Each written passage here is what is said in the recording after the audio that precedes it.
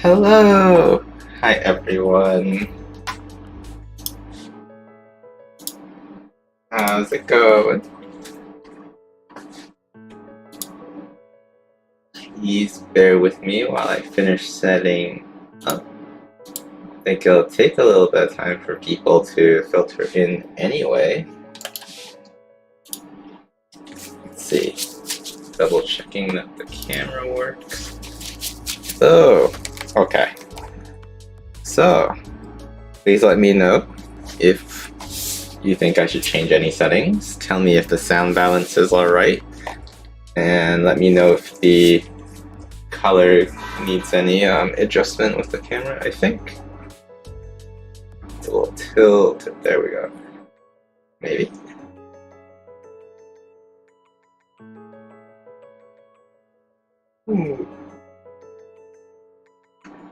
Feels like streaming with a grid in the background makes it really hard to fudge the angle of the camera because it's easy to tell when it's not quite straight and really difficult to get it perfectly straight. Anyway, if you've checked out the title of today's stream or looked at the thumbnail, you might be able to guess what we're working on today. Today, we're going to be starting on this X-Wing Starfighter.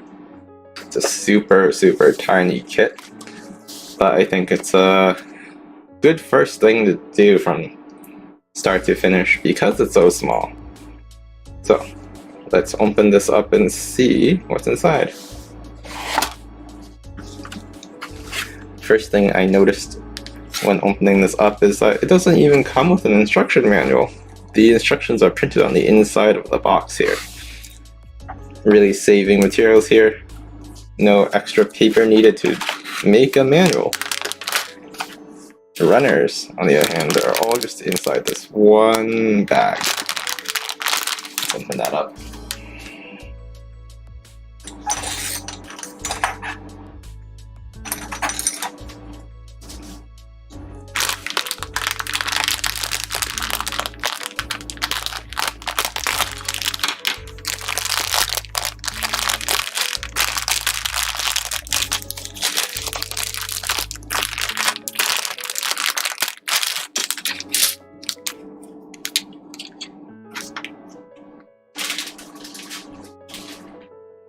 Okay, so let's see what we have here. First of all, we have some decals. We probably won't be applying these directly to the kit in the finished product, but we might use them as references or guides when painting the kit. The reason why I don't want to use these is that these are just traditional stickers, which means that they're very thick as far as decals are concerned, and they won't look very good on a small scale model.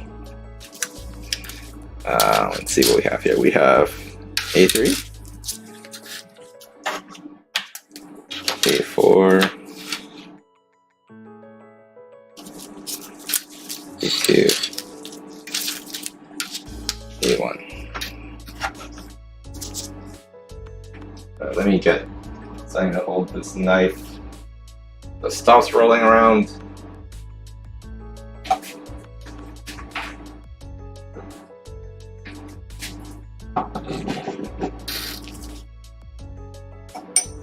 Okay, so this is a very simple kit with just 4 runners for the actual fighter and 1 runner for the base. What we'll need for this are a pair of nippers and some sandpaper for today.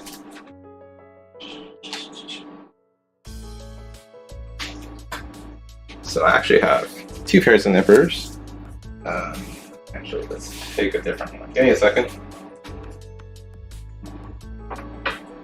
Okay, so we have here 2 pairs of nippers. One is going to be for the rough cuts. This is my Tamiya nippers, and then for more close-up cuts, I'll be using these USA Gundam nippers. They are similar to the Everything's God Hands in that instead of having two blades, one of them is a flat edge and the other is a typical blade that you expect. And this is probably made of harder steel than usual in order to give that really good cut. But because of that, they're a little bit more fragile, so these are really only used for the closest flush cuts. And they're the sort of nippers you don't want to overuse.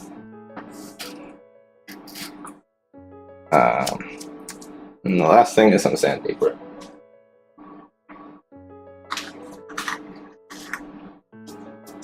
So I'm going to start with some 1000 display. I think it's from display.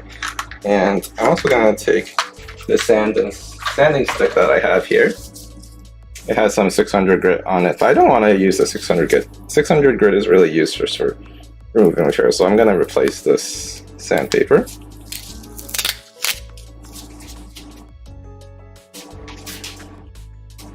It has some double-sided tape on it that might be a little bit difficult to remove. It's a little tricky.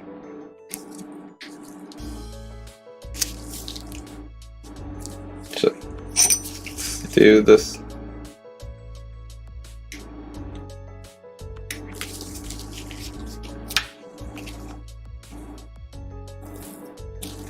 Okay. That did not work out. Let me grab a pair of tweezers.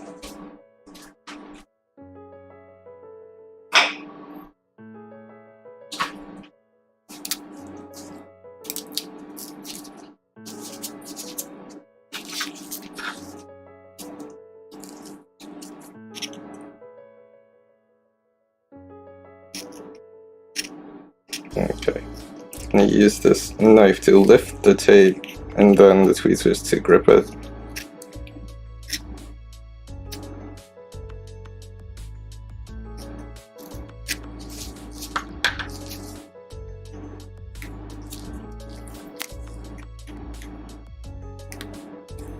And then gently pull it back so that it doesn't separate again.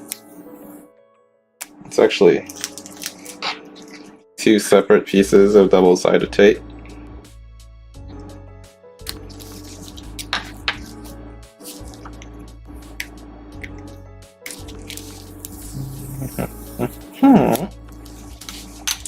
Okay. Now the tape gone, I can put this piece of 1000 on the sanding stick.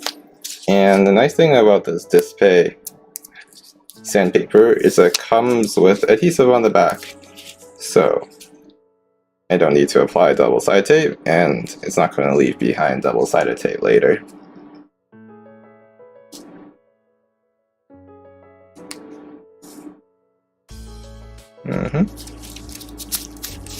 Okay, so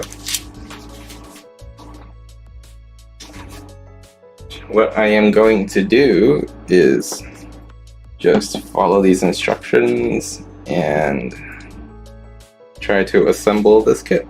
Let's see. Can you see the instructions? Well, if I put it here.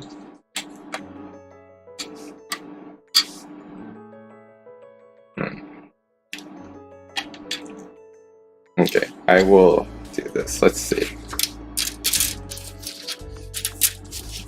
Move the runners aside. I will bring them only in view when I need to use them. These decals can go. We won't need to see them for a while.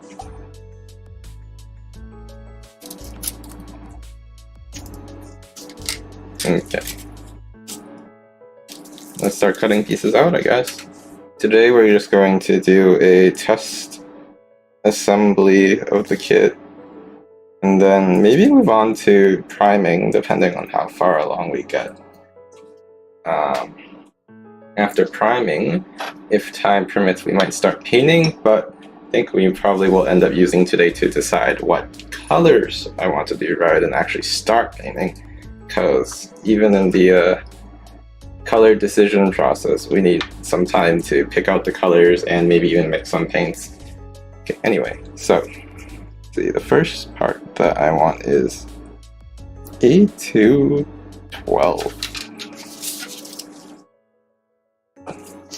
Let me get a container real quick.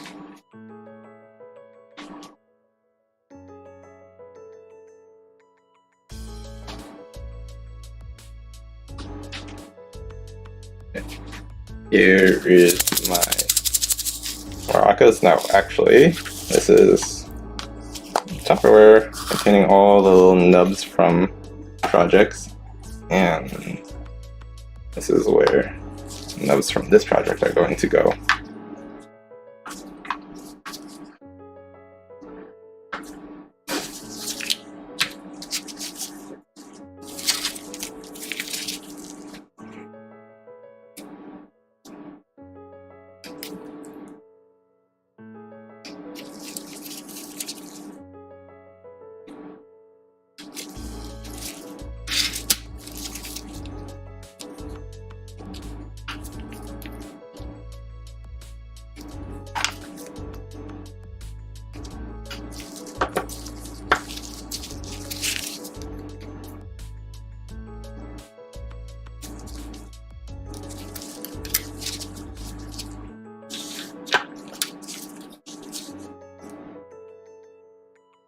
See, that's A212, then A211, A16, and A27. So there are 4 11s.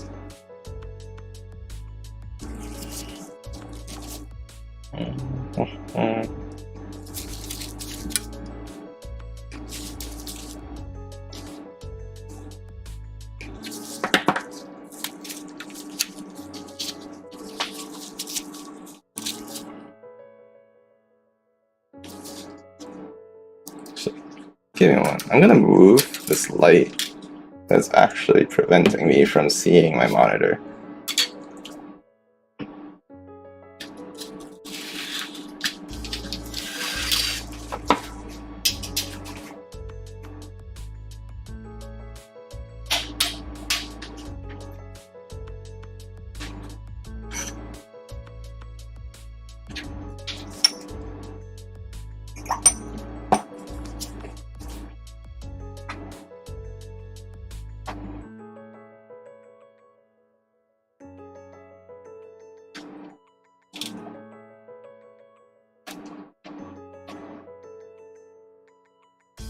Ooh, that makes things really bright.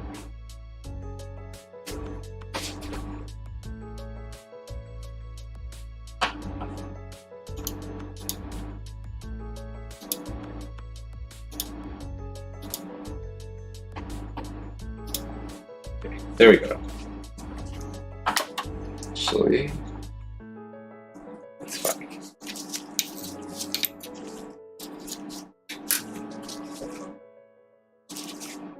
Let me also adjust the height of my desk.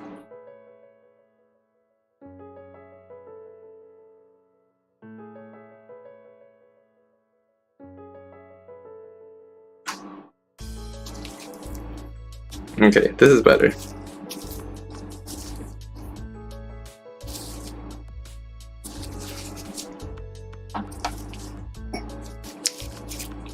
Looks like, yeah.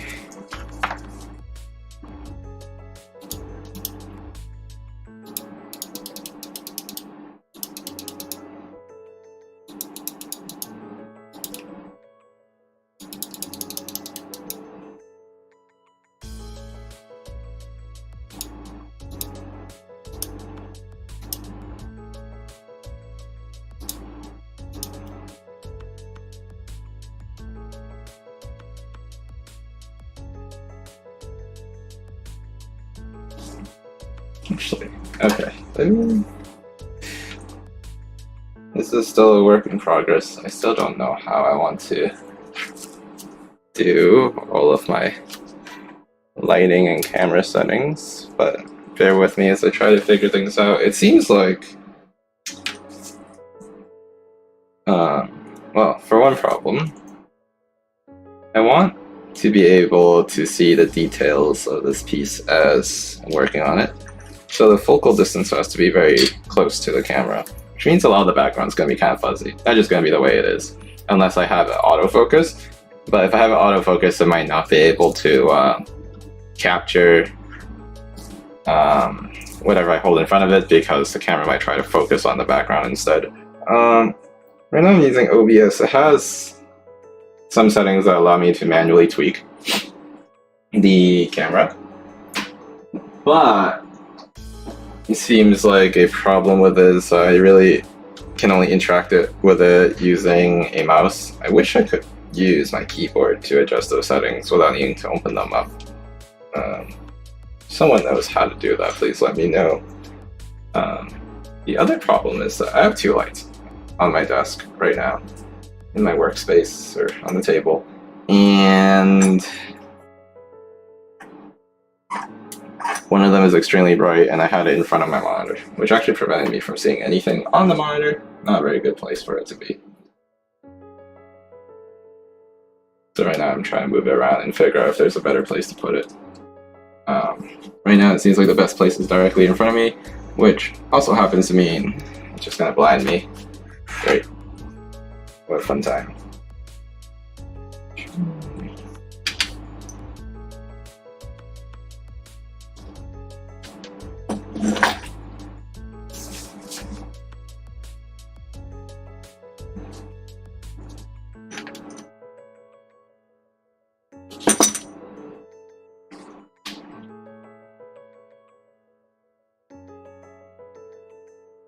Okay, perhaps having it in front of me but not actually facing me is the best way to do it. Give it some indirect lighting, while also not directly facing the light at my eyes. And now I can see the screen. I think this is better. Maybe.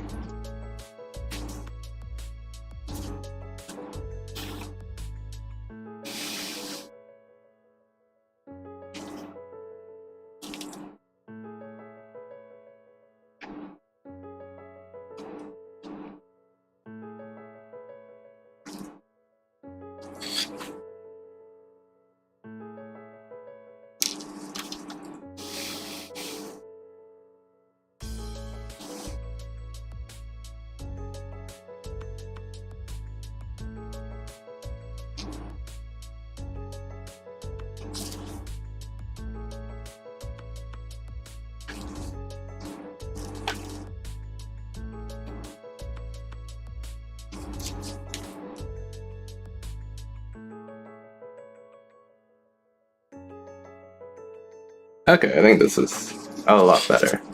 So, I cut out this piece, A211, and it seems that the problem with it is that where the sprue connects to the part itself is where some detailing is. So there's this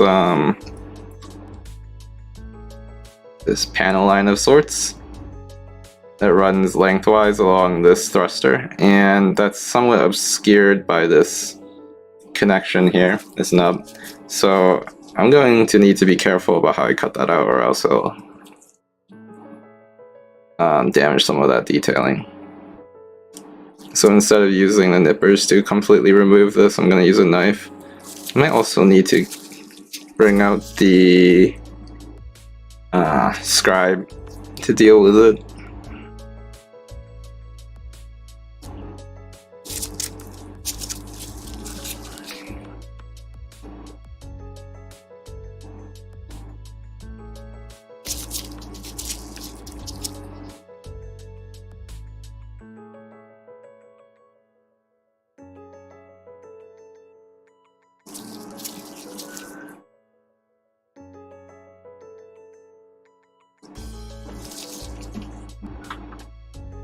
Okay, let me find a scribe. So, let's see, right now I have my 0.15 millimeter.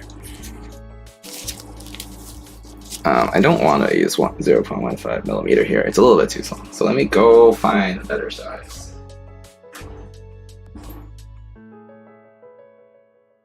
Maybe something like 0.3? I think this one is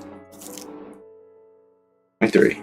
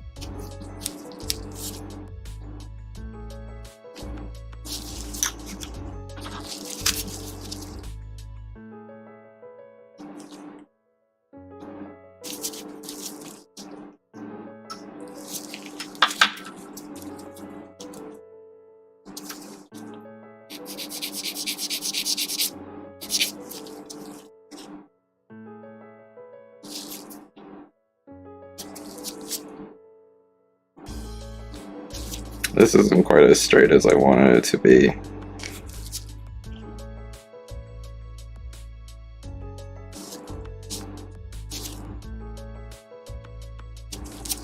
Might have to fill that in.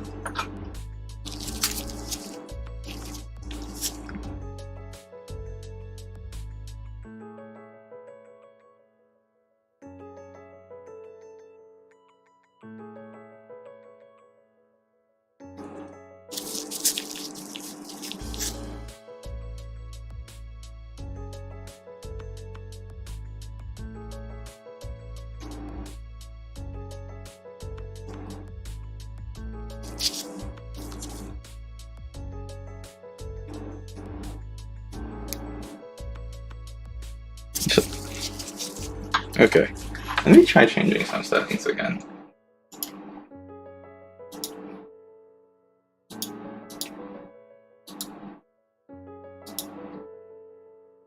Okay,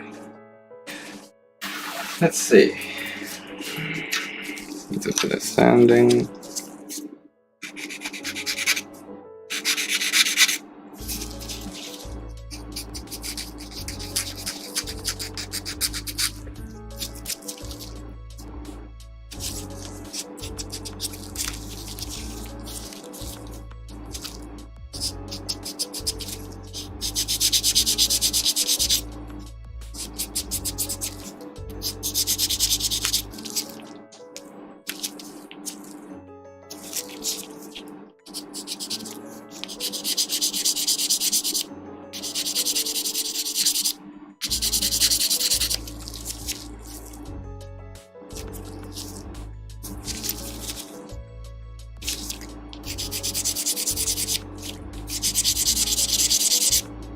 I built one other Bandai Star Wars kit before, and one thing that never ceases to impress me is how many details they have molded into each part.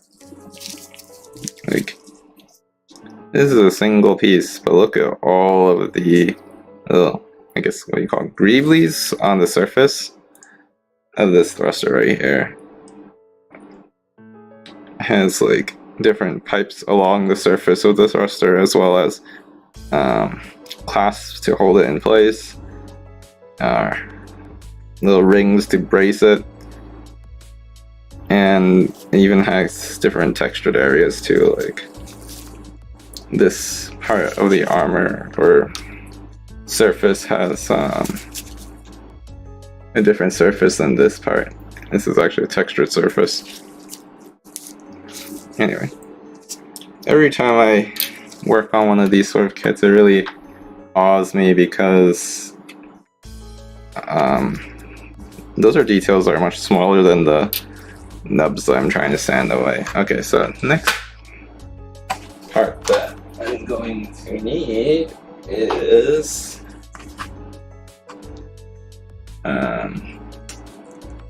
should I destroy this box? I feel like a part of me wants to just destroy this box so that we can see this better. The shadow is in the way. Okay, I'm destroying this box.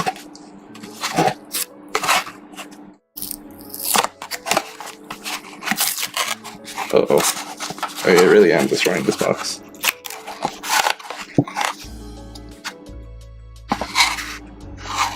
Okay, so we have A212, A211, A27, and 6, or A16.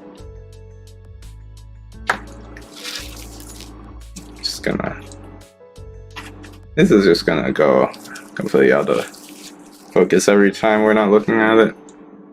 So A2 11 is going to wait. I already got an 11. It's A2 7.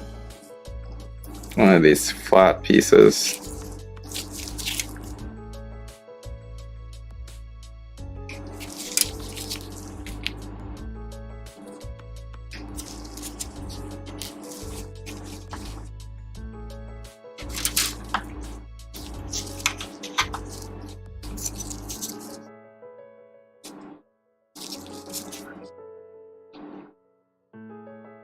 I'm gonna save myself the trouble of talking to the wind, so to speak.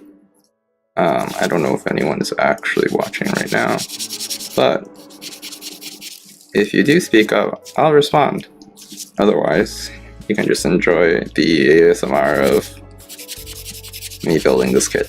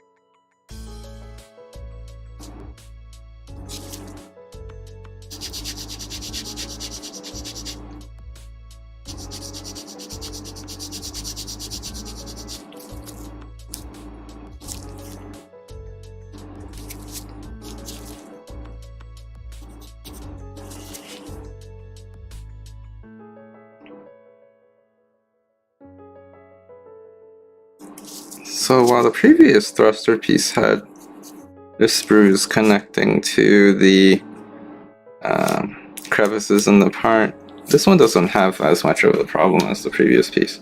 So it's a little easier to clean up.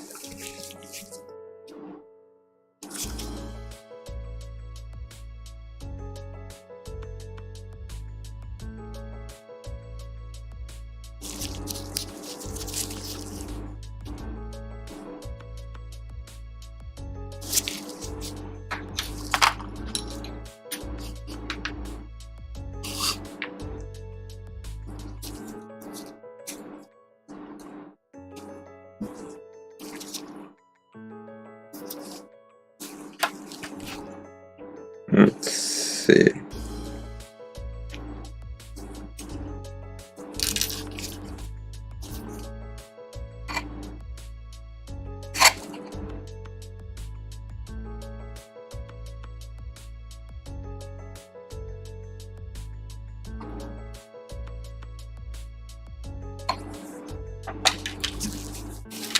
It's telling me to note this square little peg in the middle. Oh, it's telling me to note this square peg in the middle. I think it's this one.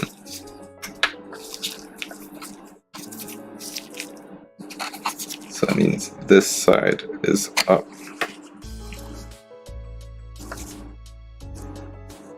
This piece is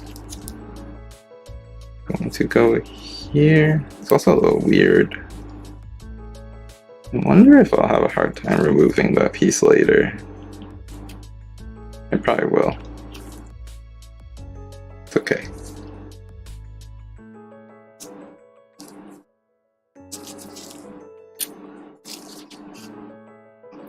Oh, it's right there. Okay.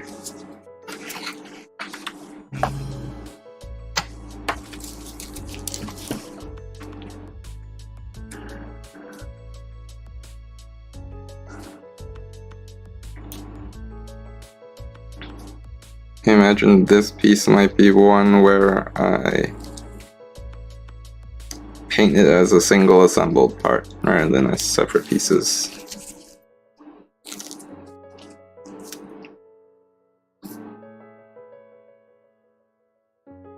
Okay, so this peg is a circle with part of it cut out. That's going to prevent it from rotating.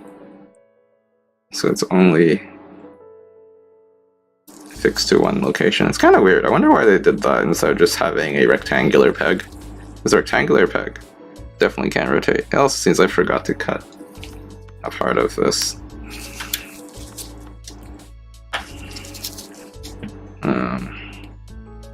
This surface is probably going to be flush against another part, so it doesn't need to be perfectly smooth.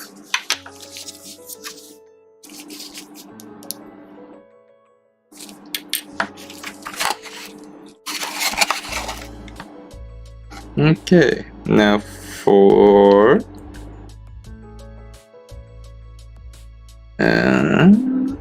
oh, this is the same part. It's just the other side. Okay.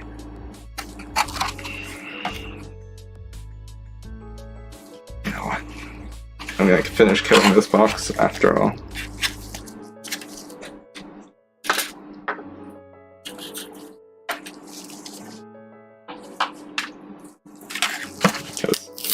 I want to have an easier time looking at these instructions while working, and this is not an easy time because of the walls of this box. It's way too bulky.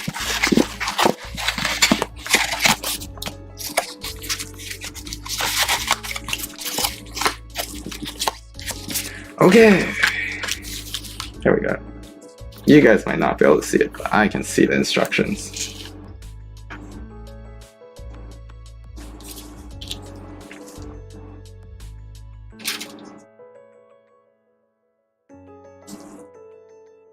Okay, I need 8, 9, and 10.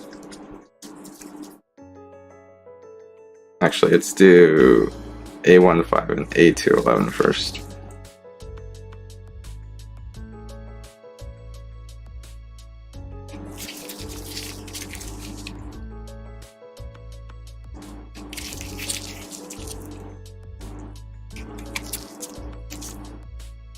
Yeah, I'm gonna cut all of these out in one go.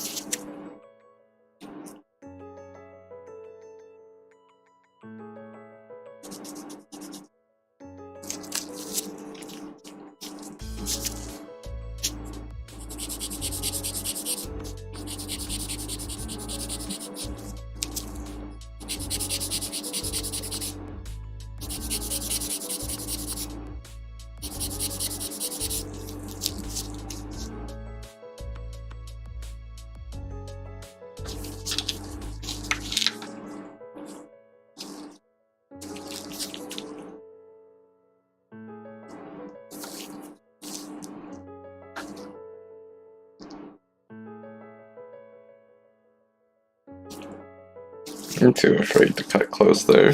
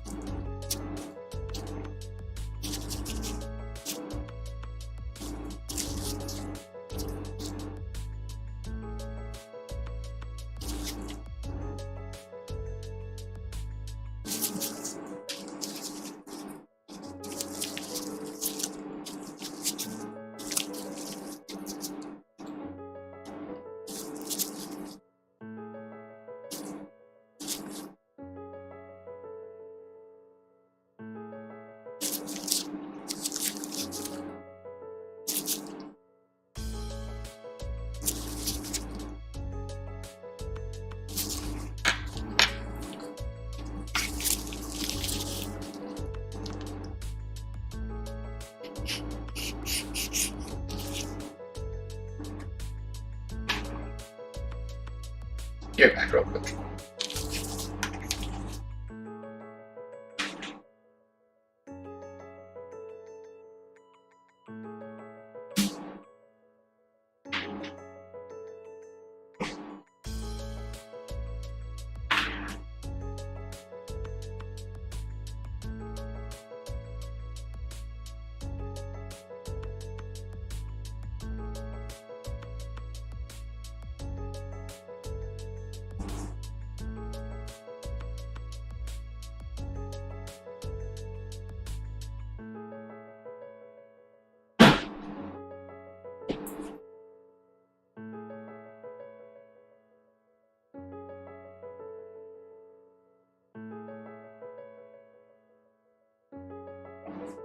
Okay, I'm back.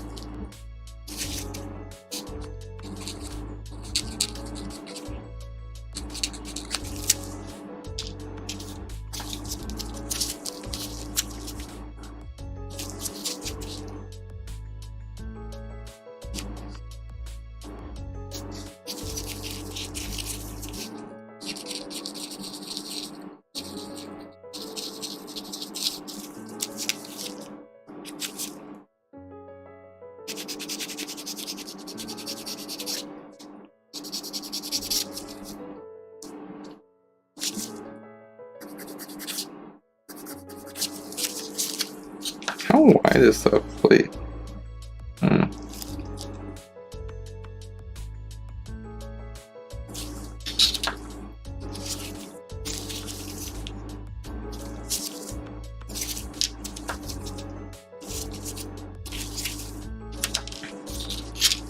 So it seems that this part right here, it's going to be a seam line that runs lengthwise along this entire thruster. And ideally, I'm going to want to join these two pieces and then sand over that seam line to make it go away. That's going to be really troublesome because it's a very uneven piece.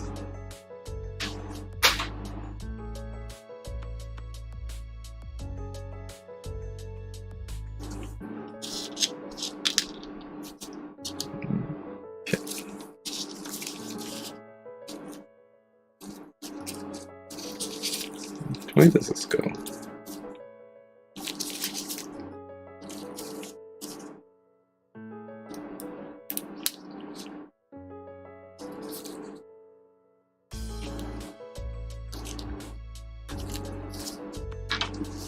Looks like this piece should be pretty easy to remove later. Okay, that's taking a lot of force.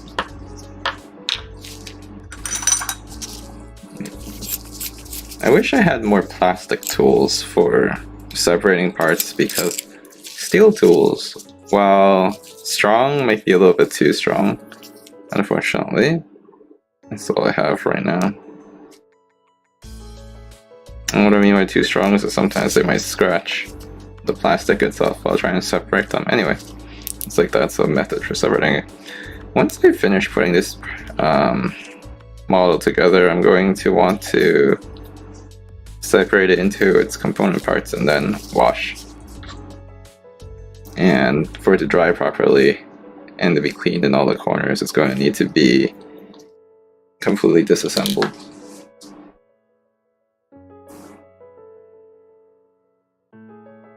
If any parts look like they would be too difficult to disassemble down the road, I'm going to need to modify them to be easier to disassemble.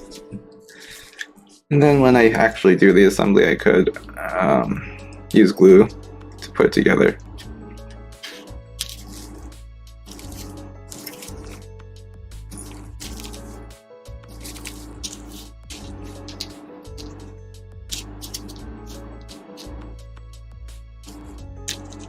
These pieces are actually identical or mirror. Okay, they're mirrored to each other. Makes sense because the design is symmetric in that way. Okay, let's cut these thrusters out.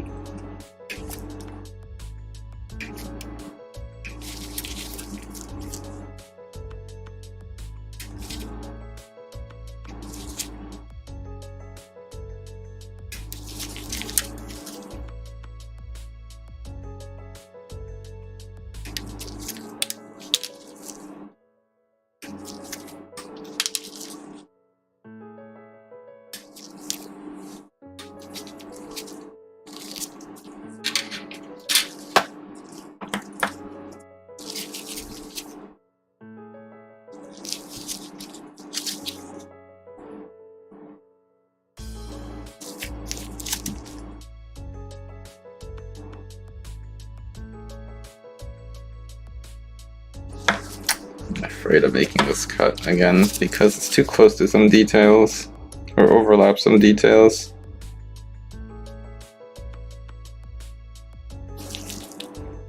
Actually, I think if I do it like this, I can get away with it.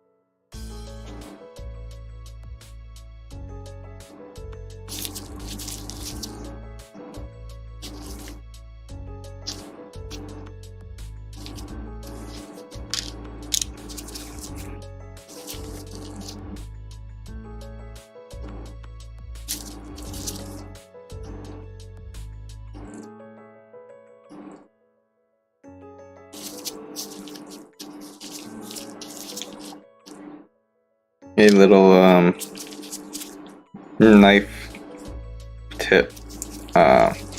When cutting parts, you generally don't want to push or pull the knife towards yourself so that the blade could potentially fly into your hand or something.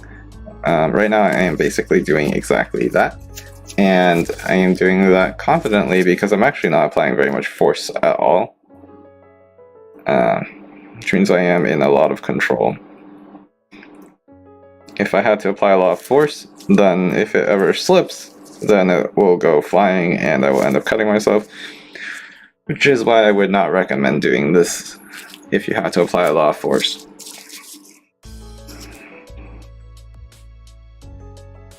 Okay, so this part is nasty because the sprue nub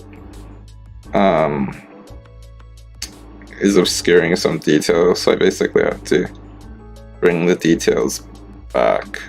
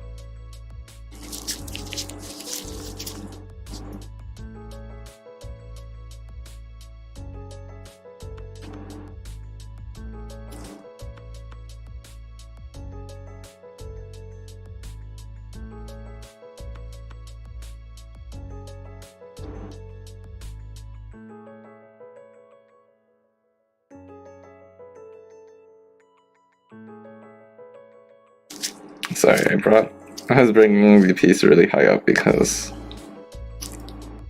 I was subconsciously trying to bring it closer to my eyes to see it more clearly.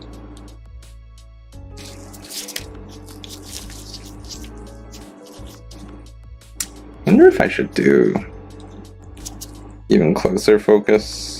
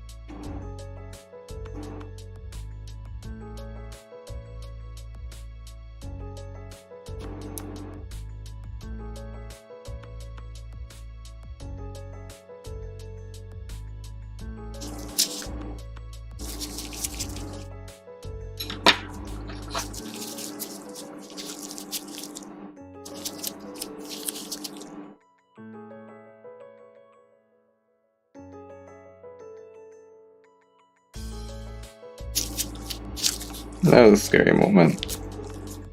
The scribe chisel slipped and it could have damaged more details. Luckily it didn't hit anything.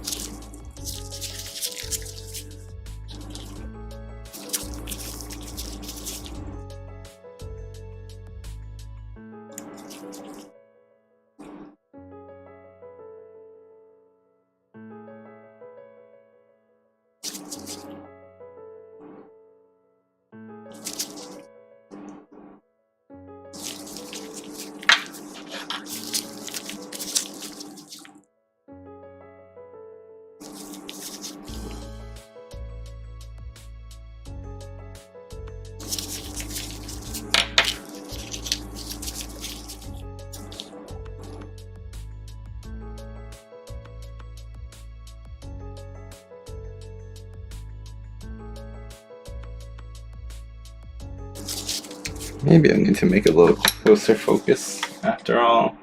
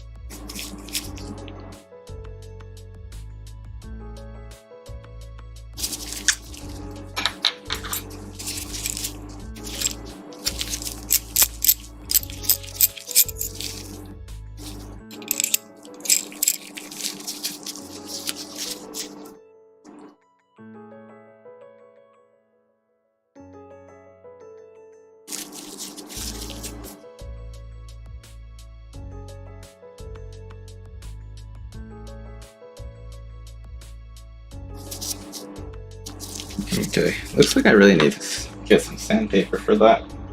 One moment.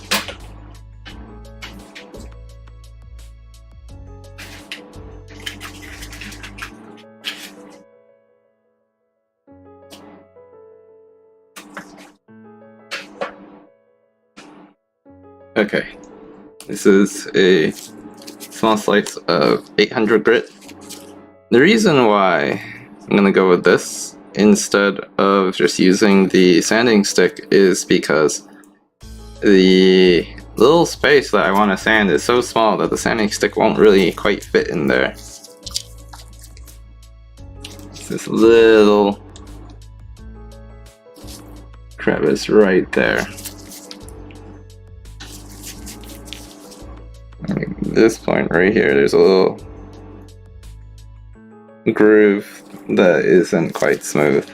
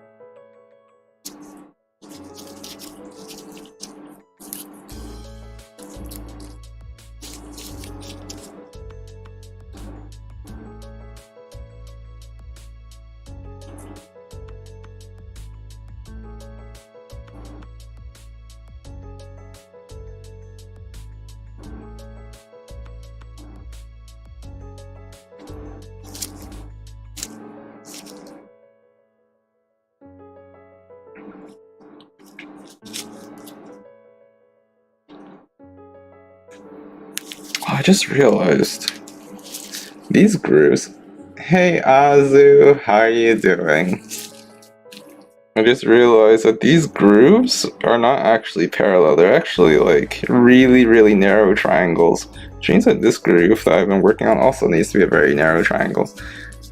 I'm not sure if I have the skills to fix that. Especially after joining pieces together.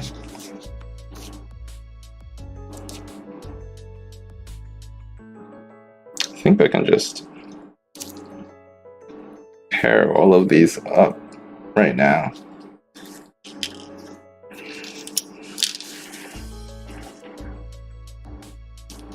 This one also needs a bit of cutting.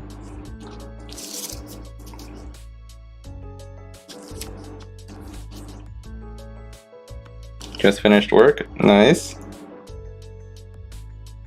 How's the sound and video quality? Anything you think I should adjust? Too bright, too dark, too close, too far? Focus is bad. Need to make something louder or quieter. You're the first person to show up today. So no one's been here to tell me if the stream's looking fine.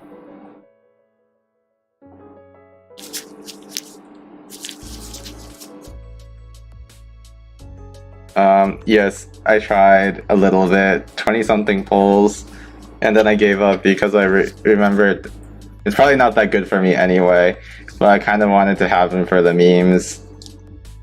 I did not get them. I got Summer Margaret instead. No 5-star, except an extra copy of Eclair.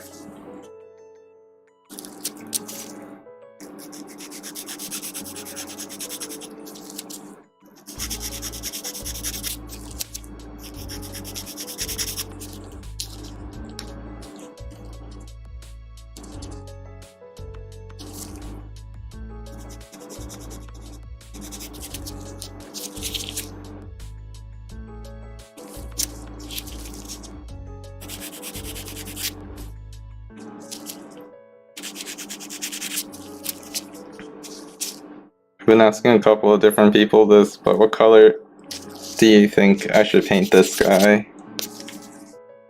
Right now we're working on this. Let me move this out of the way. We're working on this X-Wing Starfighter. Oh my goodness, this looks so clear at this distance. It's kind of startling to me that this camera can record that. Oh, wow. Apparently he's really good for this event, and that's just about it because he's too much of a glass cannon. Anyway, yeah, that's what I'm working on. Let me know what colors you think I should do, and then I'll let you know some colors that people have suggested. I have yet to decide what colors to do.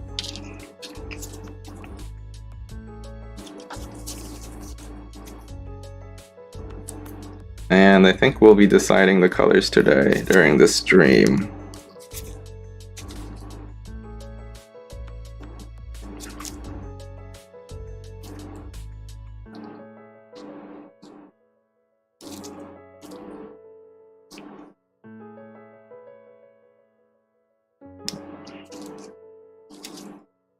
This isn't really going all the way. Okay, so 2 reasons for this Star Wars model kit. First, it's my smallest kit, and I want to do something from start to finish on the stream right away, so that I can have something that's completely finished on the stream. And because it's a small kit, I can easily accomplish that, and then slowly work my way up to some bigger projects that might take longer and cover more streams. The second reason is that May 4th is coming, which is kind of like the unofficial Star Wars holiday, because May 4th sounds like May the Force. May the 4th, May the Force. May the Force be with you. And I hope that I can finish this within 2 weeks. I have a little bit less than 3 weeks to do this, but I believe I can finish this in time.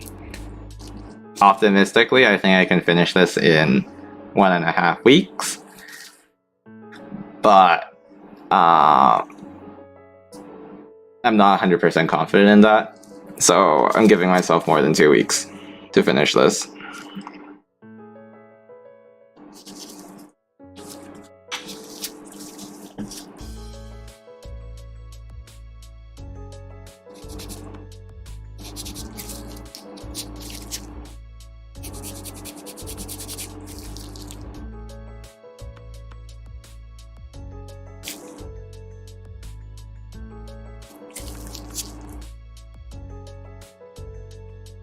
Actually, I need to check something real quick about this stream.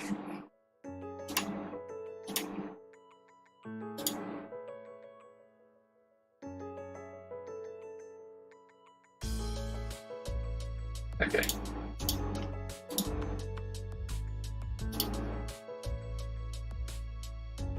I like that, oh no. I like that our friend got baited with Attack on Titan, where he thought that the series would end with the anime that's shown so far, and it did not end. There is a base on this kit. Look at this base. It's so cute and tiny. It's small enough that I can't screw this up, right? Right? It's only 3 parts and only a small surface to paint. It's such a cute base, my goodness.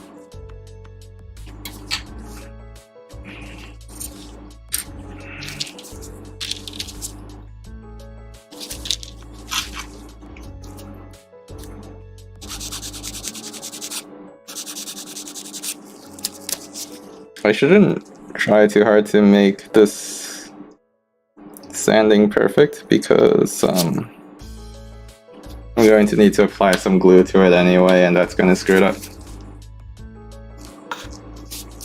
I immediately told you that he won't understand, because You did not emphasize that one point.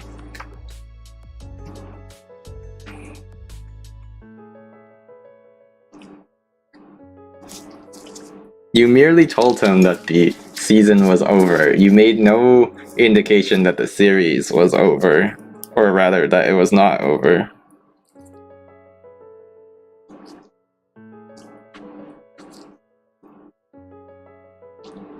What is up with this? So these parts don't completely close. There's a little bit of a gap here. Some of them close all the way. I wonder what's blocking it from going all the way closed.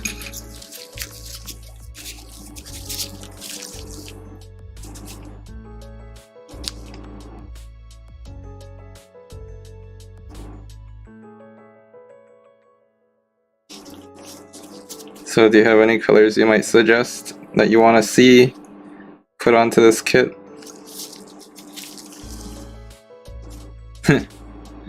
He asked a question, you provided an answer.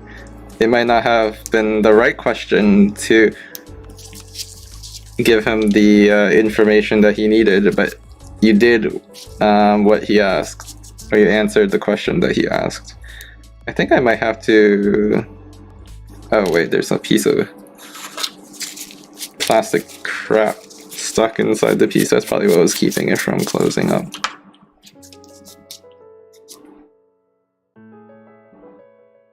Yeah, that was actually in the way.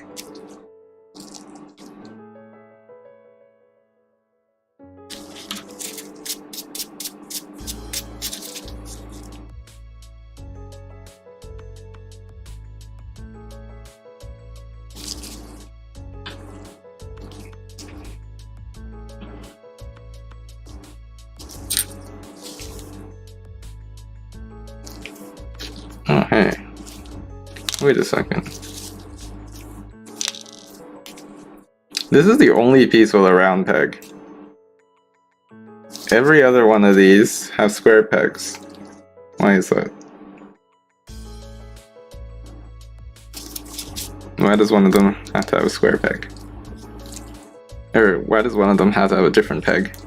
They're all basically identical. Actually.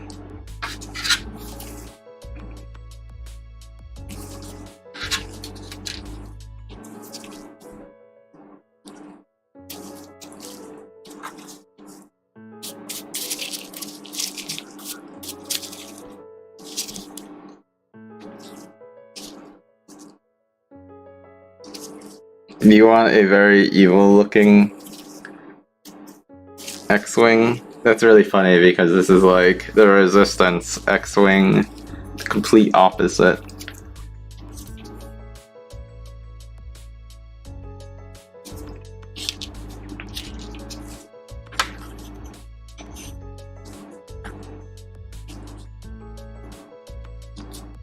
Black isn't necessarily a boring color as much as it is a difficult color, because there are a lot of different black.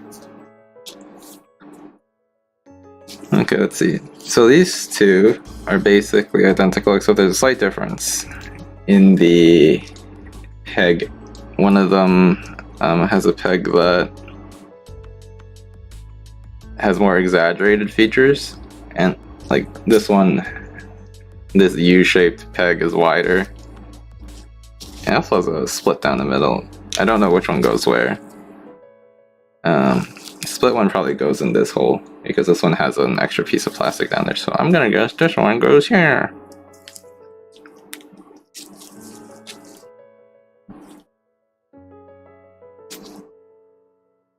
You're not very good at being an imposter if you paint your fighter in completely the wrong color scheme.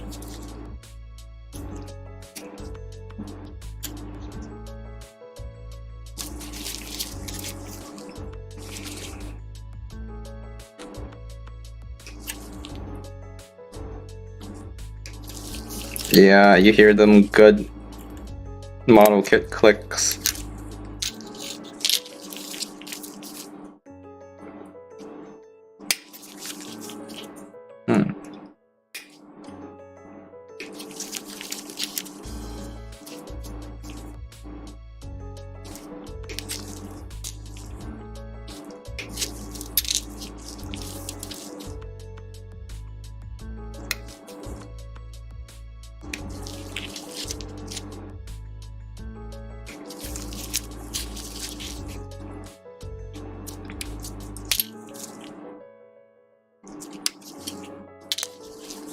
Okay, this runner is clear.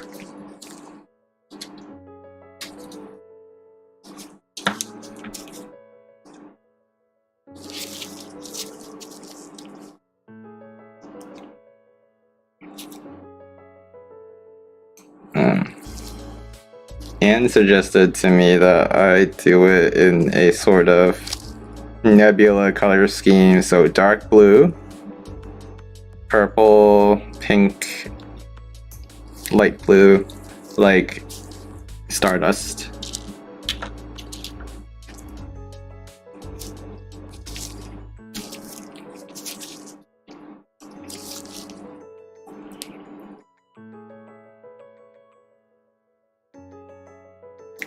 Do they recycle it? So you're talking about these, right? The sprues or the runners, the plastic that all the parts are connected to.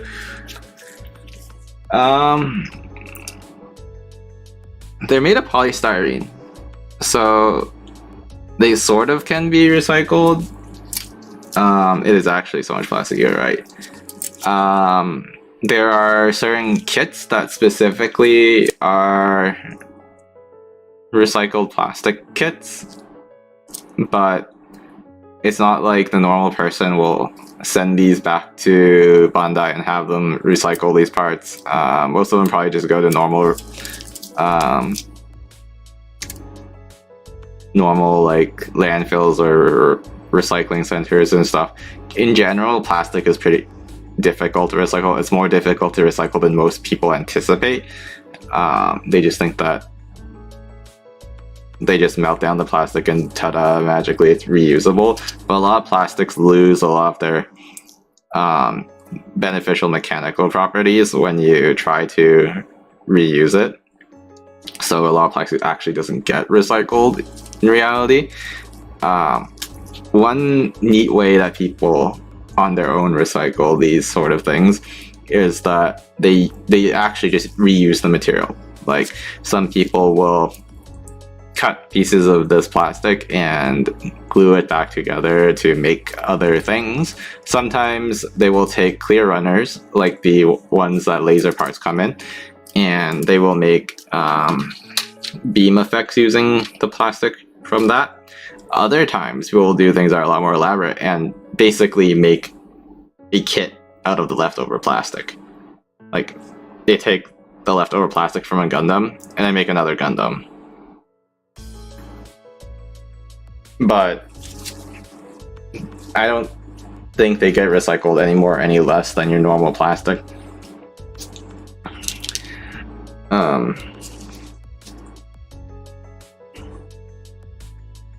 You also have to sort of ask yourself if, like, the typical plastic toy produces more or less plastic, because a lot of plastic toys probably are also manufactured using injection molding, which requires that all this extra plastic does appear around the part that's being injection molded, and that gets removed. But then, since it's within the factory, they probably can recycle that plastic.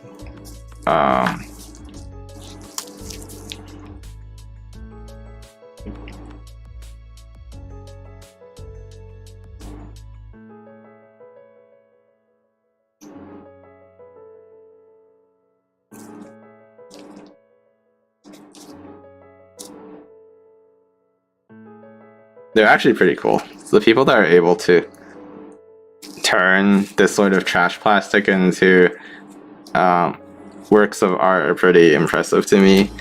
I think there is even some official displays of, like, giant statues in the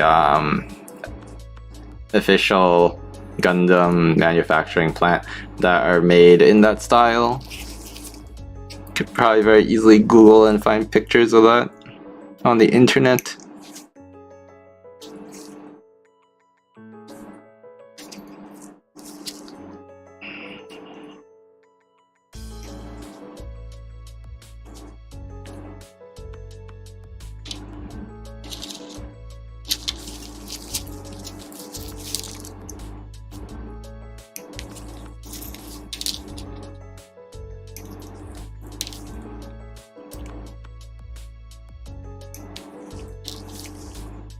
think the way I'm gonna go about it is I'm gonna cut the pieces out, and all of the little trash bits that I generate, I'm just gonna drop onto my table, and then when I'm done, I'm gonna brush it all into a container.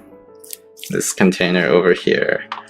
Because it's too much trouble making sure that they fly off in the right direction, one piece at a time, so I'm just gonna deal them all together at the end.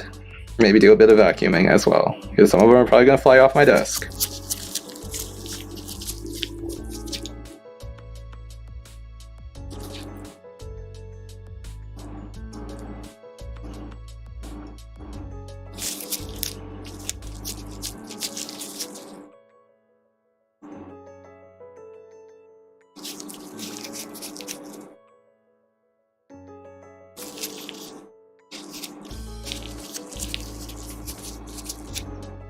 So what's today? Today is Thursday. I wanted to stream and start this project yesterday, but I was kind of busy with setting up things on the YouTube channel and setting up things on my Twitter, so got pushed to today.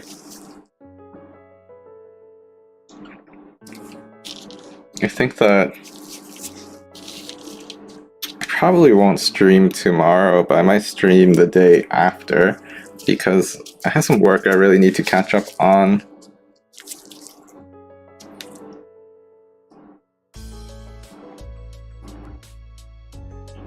However, if I somehow get some of it done tonight, I might stream tomorrow. But that's a long shot. More than likely, I'm going to try to catch up on that work tomorrow instead.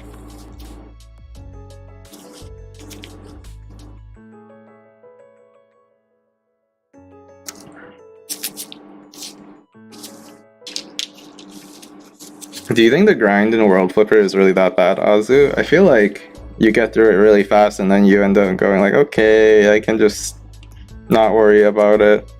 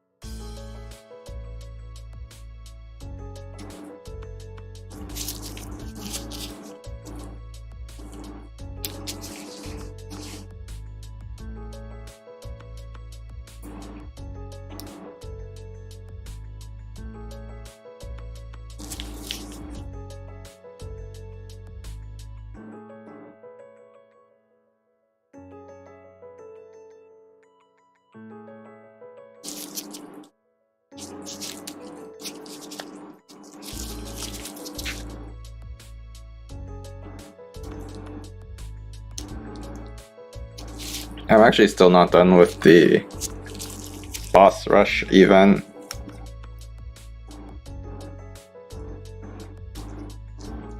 The fact that they overlap is kind of rough. I just wish they didn't overlap.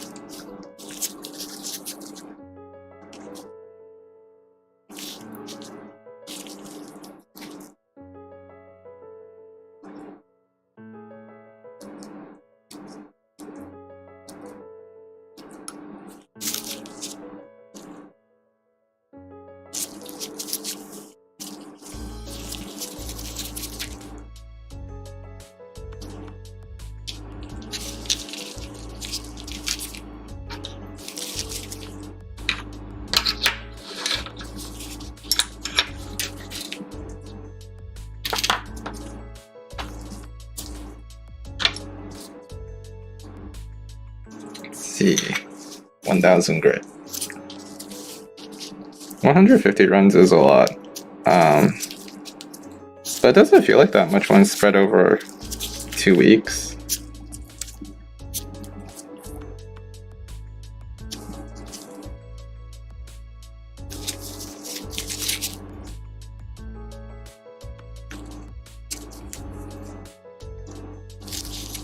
Get Napoleon, you know he's too handsome to pass up.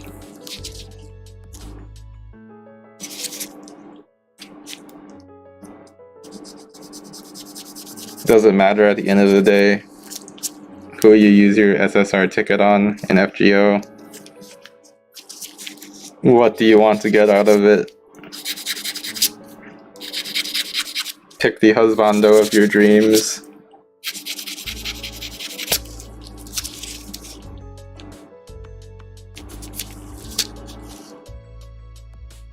Or just be a meta slave or something, I don't know.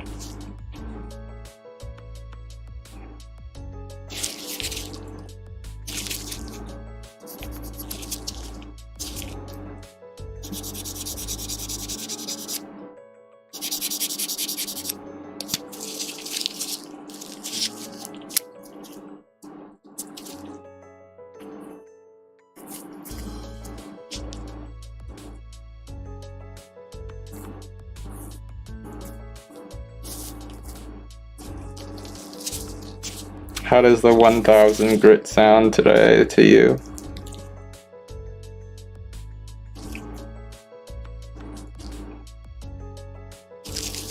Oh. You already have the husband of your dreams? Well, in that case, get the waifu of your dreams.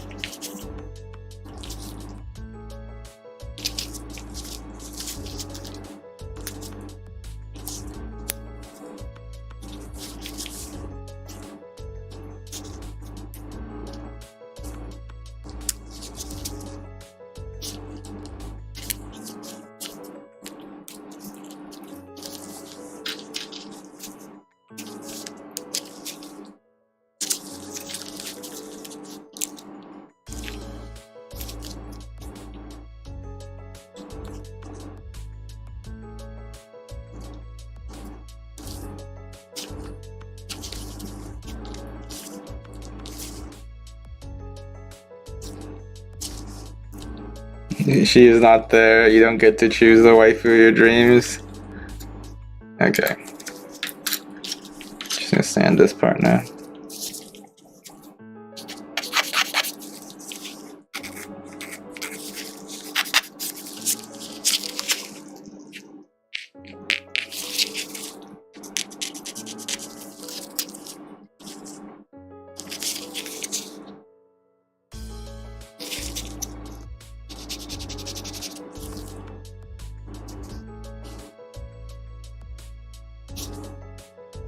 You just need to wait 2 years to get her. It's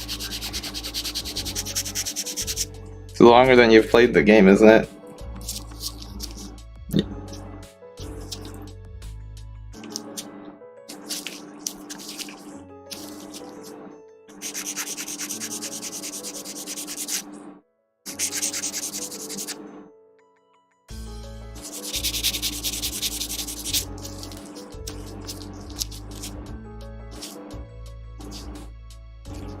It's gonna take me a while to get used to this, but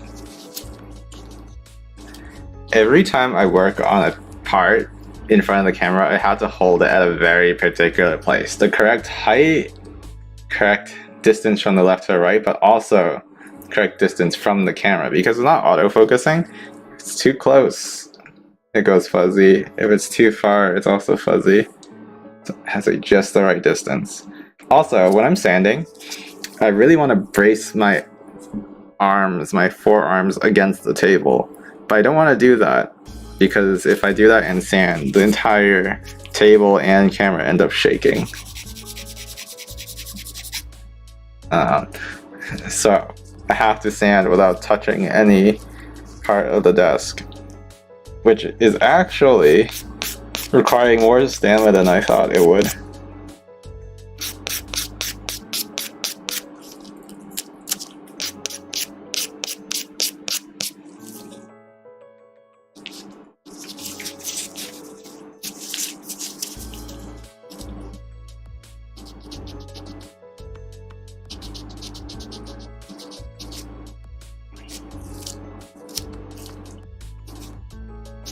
Which makes me wonder how many YouTubers that do maker channels have considered the idea of live streaming, and then they realized, oh my goodness, I don't wanna like always try to get everything correctly in the camera, because that's actually surprisingly difficult.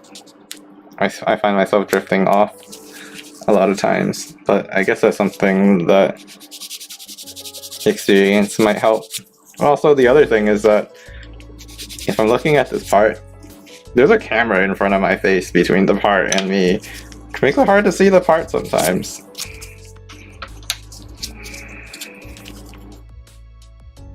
They're all the same, I think.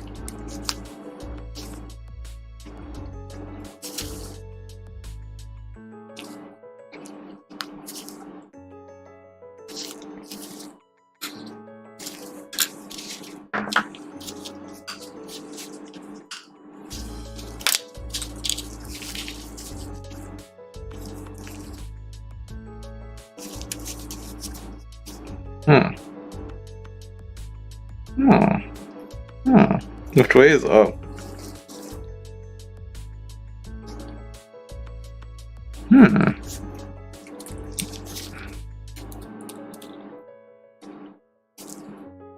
This feels right. I wonder if it fits the other way.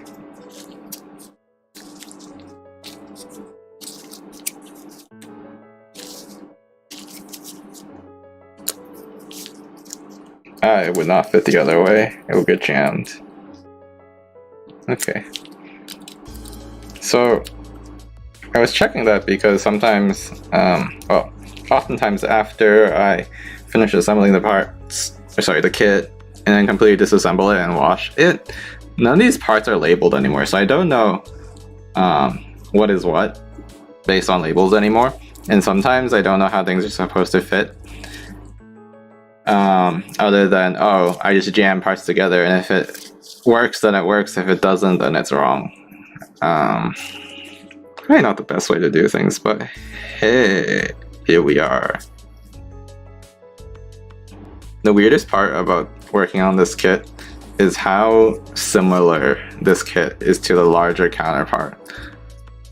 I've built a larger version of this X-Wing before, and this basically feels like the same kit but smaller, which is weird because I expected it to lose a lot of its functionality being smaller, but it really does feel like the same kit.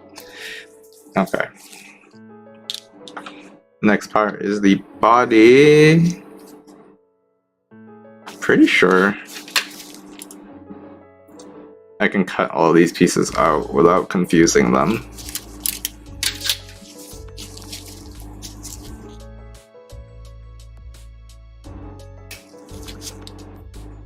You want to try to watch your boy Komei later when Bep is alive.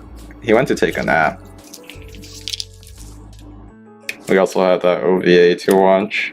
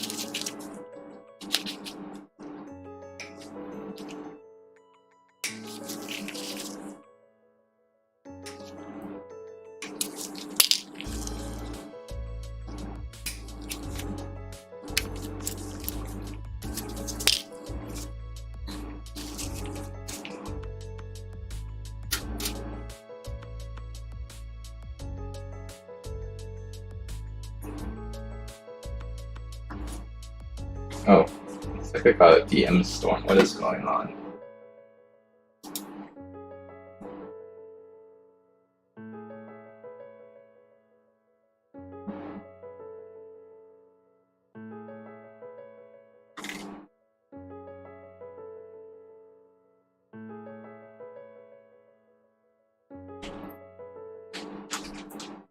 Okay.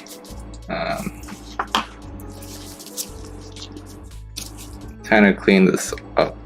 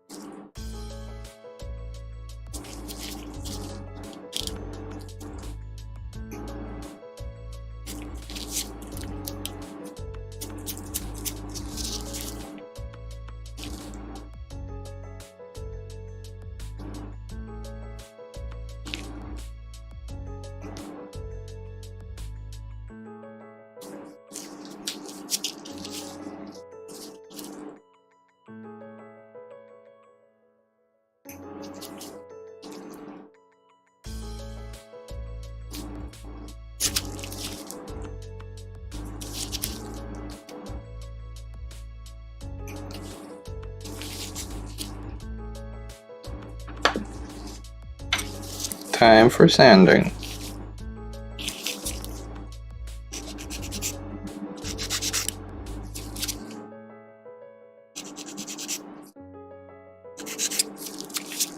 This part is so thin and fragile, it makes me nervous.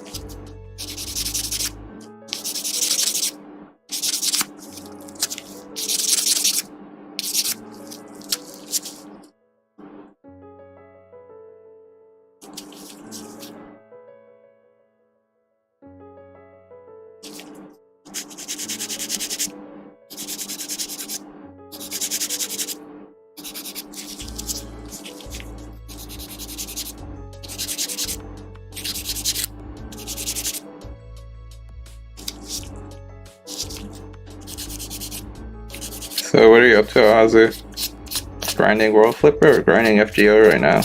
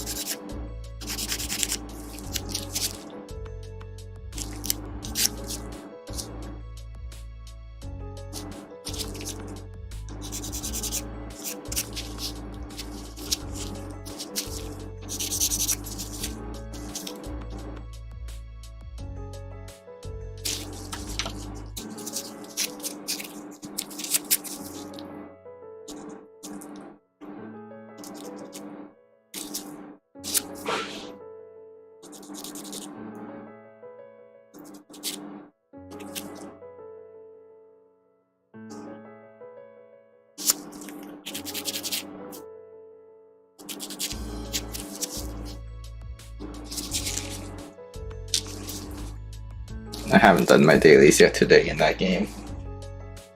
Hydration check.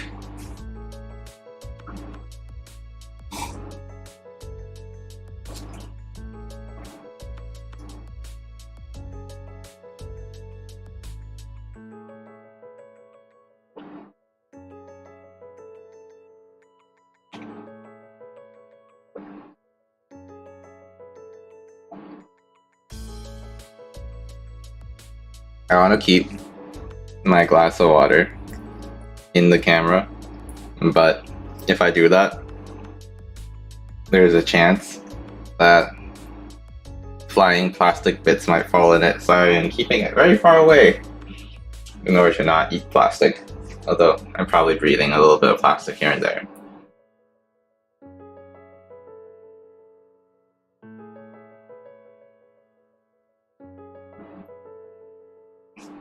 Okay, back to sanding.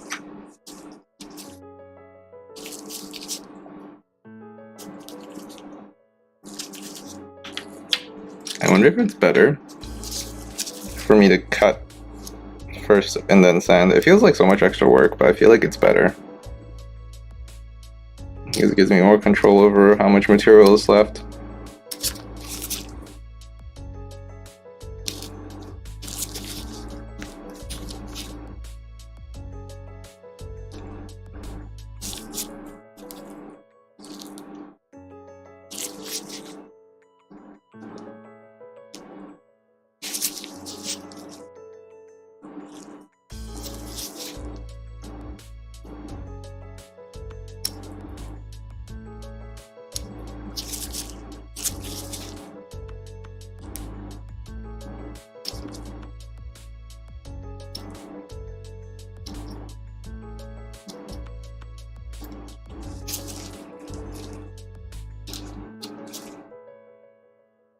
It's just water.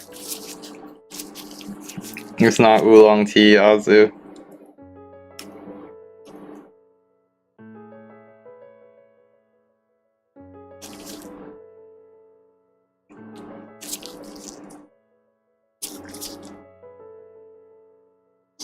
How long do you think the delay is between the stream and you seeing or you responding to what I say? It feels like it's a good minute or two.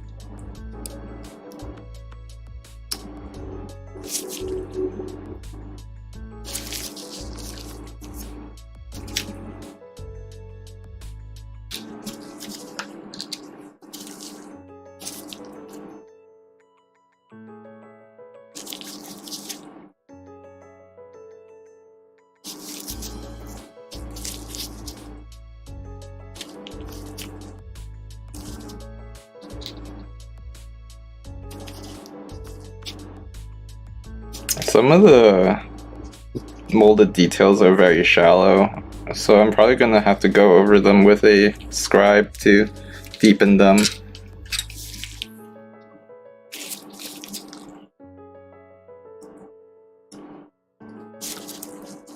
$30 seconds? Oh, that's not too bad.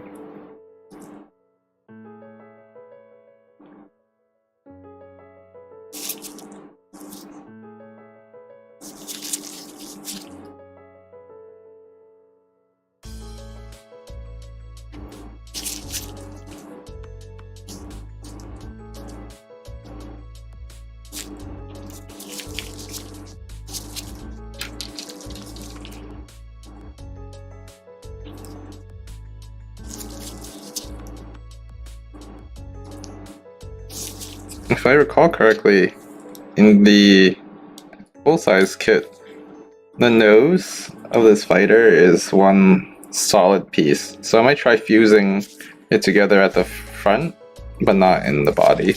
Also, this middle peg is going to be a pain in the butt if I am separating the top and bottom half. So what I'm going to do is cut into the middle peg a bit so that later when I take this kit apart, it's going to be easier.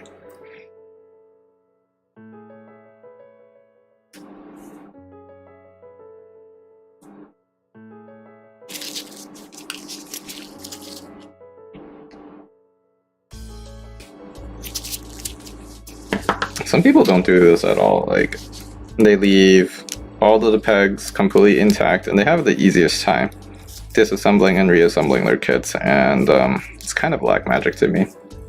Anyway, that still fits very nicely.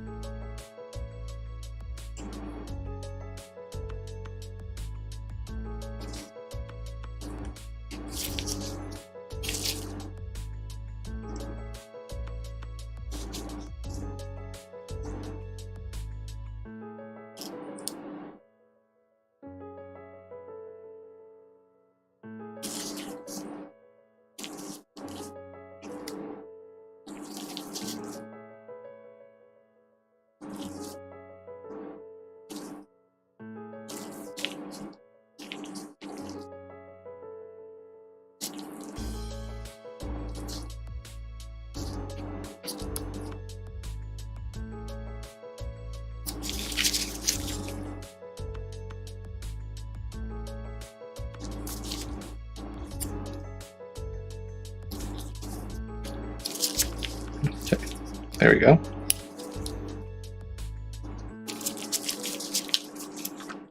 Okay, let's finish this sanding.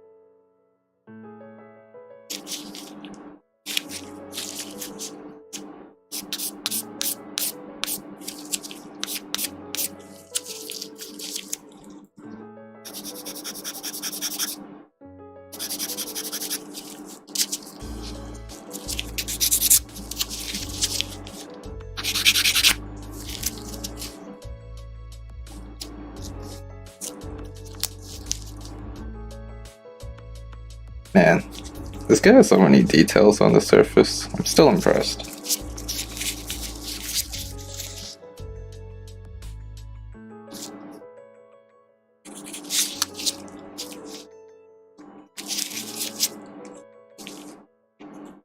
One thing that I'm not sure about with this kit right now is whether or not I want to weather it. Usually, vehicles in the Star Wars universe look pretty old. It's kind of a futuristic, it is a futuristic setting, but it's a used futuristic setting. People often compare this against Star Trek, which has the utopic future sort of look. Everything in Star Trek looks very perfect and new. Everything in Star Wars looks kind of banged up. This is especially true for the Rebel X-Wing fighters because they're kind of cobbling together whatever they can to fight against the Empire. They are the underdog, they are the resistance. They don't have a lot of resources to work with, They work with what they can get, and what they can get is not always pretty. So, working on this piece, I wonder if I want to make it a bit dirtier, because that would be more appropriate to the setting. But if we go with a non-standard color scheme, we could go really far off the rails and not care about things like whether or not the color scheme makes sense in the Star Wars universe. Incidentally, this kit comes from the sequel trilogy, I think, and I'm not sure if the sequel trilogy, well, yeah, I don't know the lore here because I never watched the sequel trilogy. So I don't know how this fits in compared to the previous X-Wings, like the X-Wing that Luke had. I watched that movie. I watched the original trilogy and the prequel trilogy. I just never watched the sequel. We should watch the Star Wars anime. Maybe. We definitely brought it up and we talked about it. I just keep forgetting to look into it.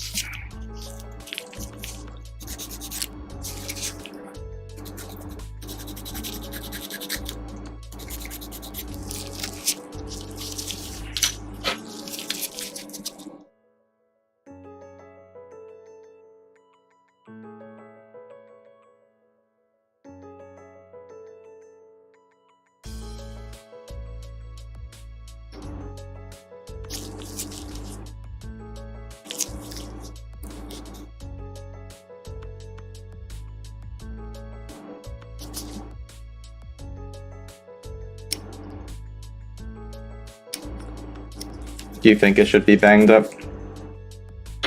You think that we should make this kit look old?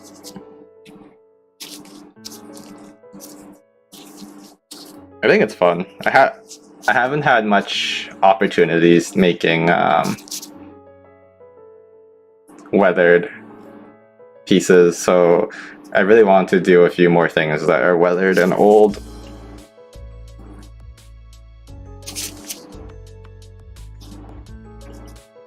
Which is one reason why I might not want to do a very dark and black kit, because grime does not show up as easily against black, because grime is usually a pretty dark color unless, say, like you go to the desert in your black mech and then the light colored sand gets all over it, or like mud covers it, then you see that.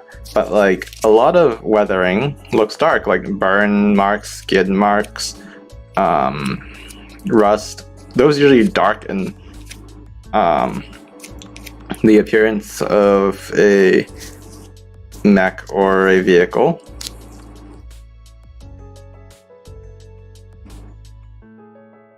Sounded fine. Funny.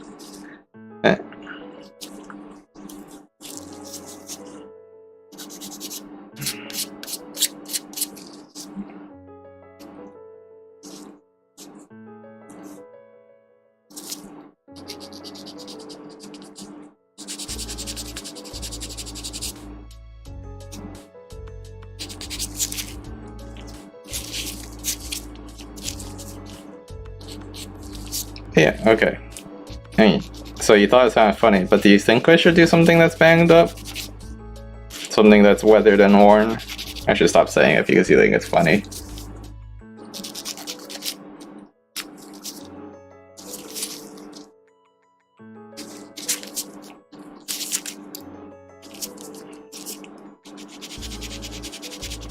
I am having a hard time holding this piece and sanding it. The parts where it's easy to hold are too far away from the part I'm sanding, and that would cause it to flex a lot, and that would risk snapping the part. So I want to hold it very close to where I'm sanding it, but that doesn't give me a whole lot of surface area to grip onto.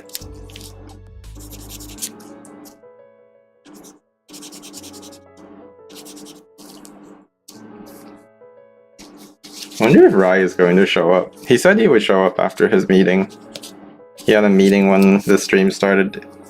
That's 2 hours ago. I kind of want his opinion on how to make this kit look.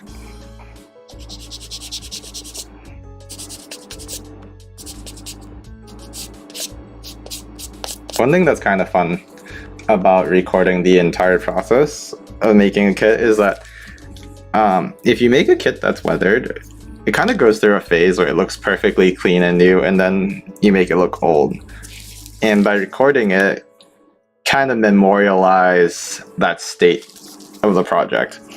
And I feel like one thing that is lost to photographs, or say like acquiring a finished kit or something, is the process. I feel like there's a lot of things to look at and enjoy in the process of putting a kit together. And that's why like work in progress pics are pretty fun and interesting, because you see a lot of things that cannot be seen, and if the person takes the care to work the inner workings of a kit and show it, it looks really good. But then by the end of the process, by the end of the project, it's hidden away, because oftentimes the inner parts of a mech get covered up by the external armor.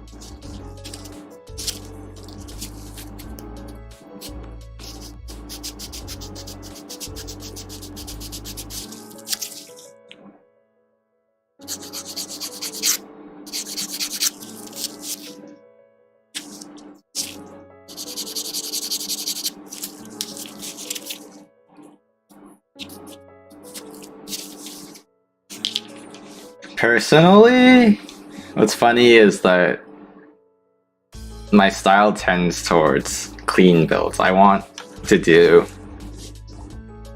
the cleanest builds I possibly can most of the time. I think one of the problems with a lot of weathered builds or using weathering is that it feels like it's to hide mistakes, but I think good weathering is just a lot harder to come by than like a clean build, because after a certain point, a clean build is just not making mistakes. Although the opposite end of that spectrum would be like hyper detailed builds with a lot of little bits that are all perfectly crafted. Those ones are crazy, because the more little pieces you have, the more precise you need to be, and the less room you have for error, because every little error looks so much bigger when you have really small details. And when you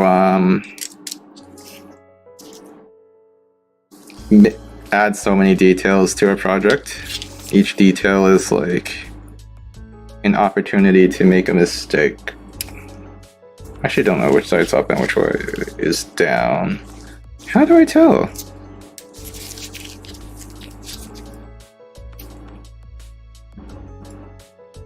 If I rotate it 180, it's basically the same.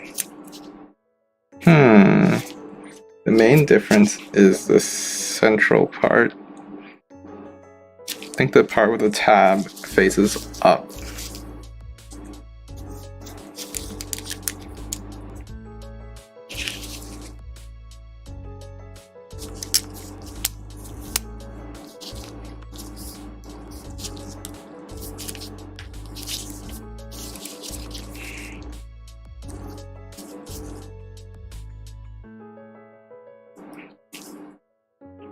Okay, one thing that's kind of neat, I hope.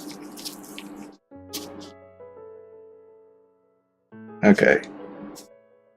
We make no mistakes, only happy little accidents. I wish I could have that attitude with building model kits. Maybe I can if I plan on doing weathered things, but if I do things that I want to look really clean, I can't really have that attitude. Which is why you saw me working on the same base 3 times over.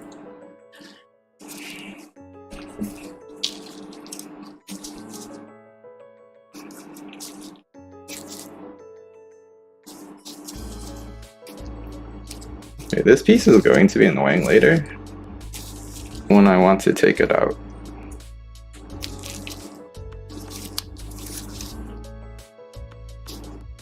I might not be able to take it out anymore.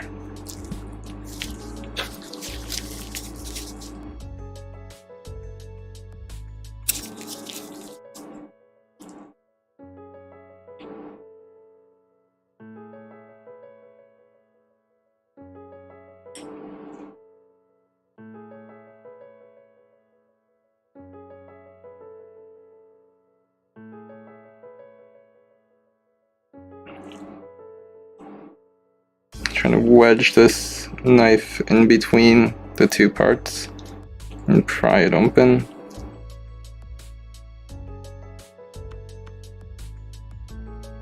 I can't tell if I am separating the parts or just cutting into the parts. Jeez. Okay. Yeah, I think I cut into a part a little bit.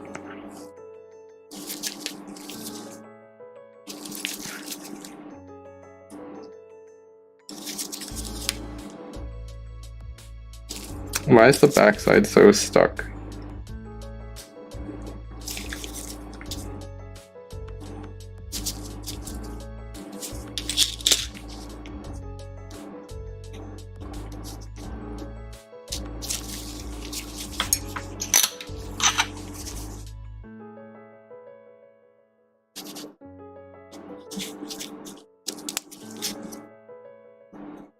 Oh, I can't.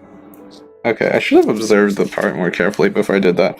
It wasn't possible for me to jam the piece in the front because this peg actually goes all the way to the front. So I was actually legitimately cutting into that peg in order to separate the parts. But I don't think there should be much visible damage from that.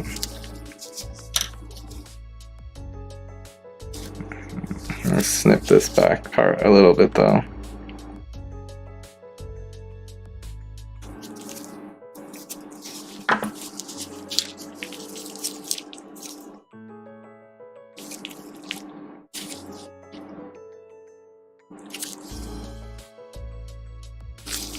Okay.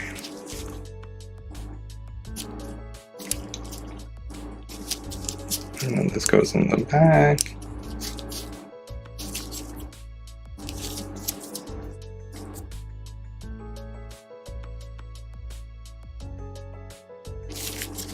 And then finally the 4 beam rifle thingies. I don't know what to call them. I think these are all identical, so I can just stick them on any point I'd like.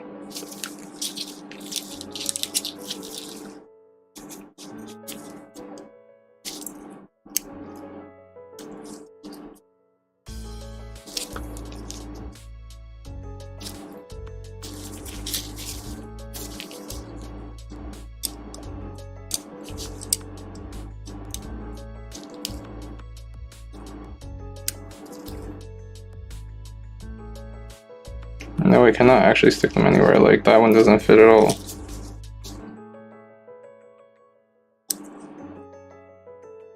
Just somehow lucked out the first 2 times.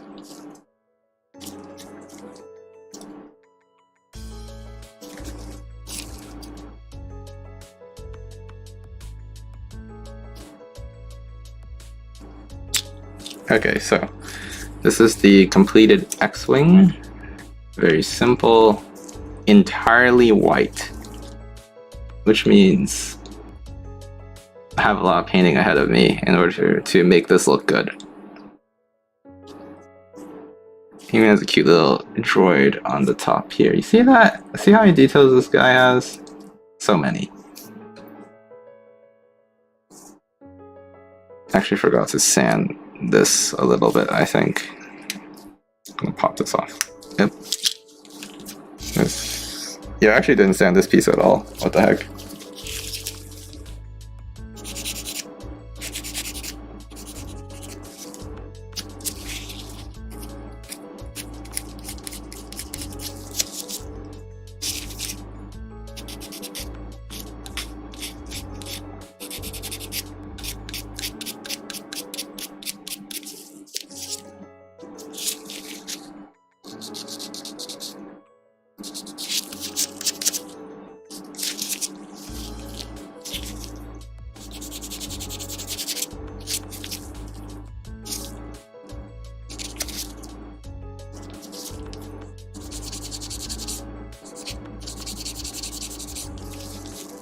It's so small! I think it's so cute that it's so small.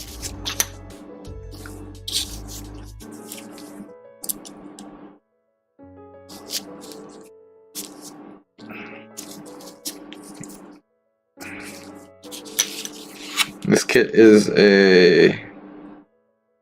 Wait a second. It doesn't even tell us the scale of this kit, it just says it's model number 2, that's it. I think it might be 1/72, maybe even smaller than that. Okay, time to do the base.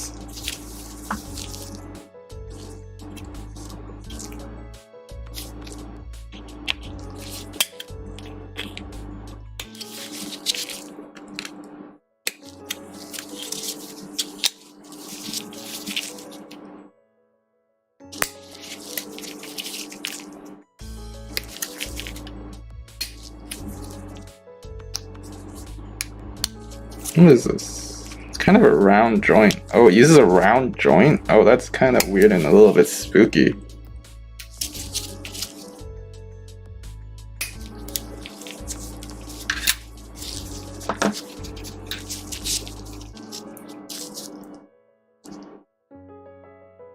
You know what? Mildly cursed, but I kind of want to build the base before doing anything else because it's so simple and small that I could do it in one shot.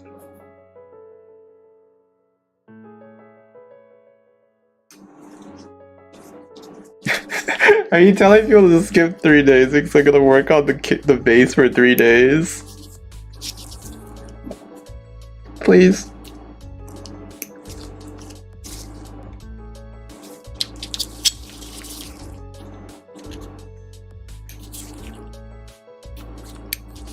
I promise I won't spend 3 days on this base.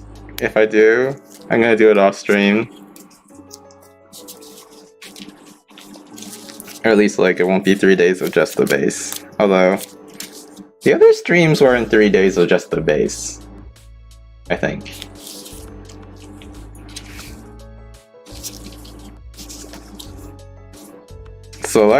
This says select a part to attach.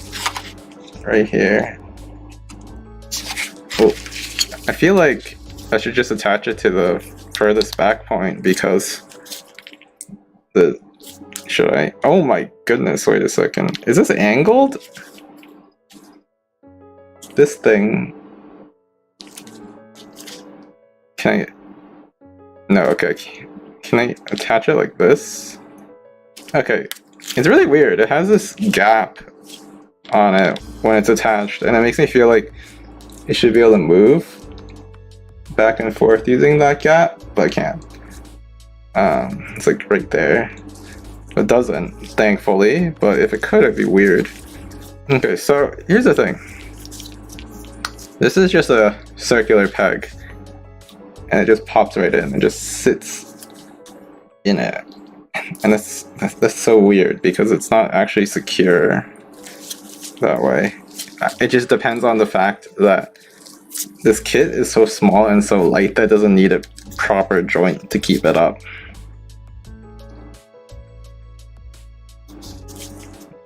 Okay, so here it is.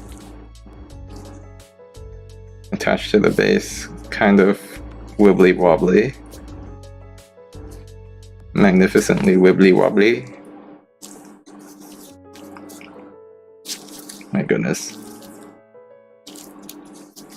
That's such a janky base. Okay. Let me readjust the focus a little bit.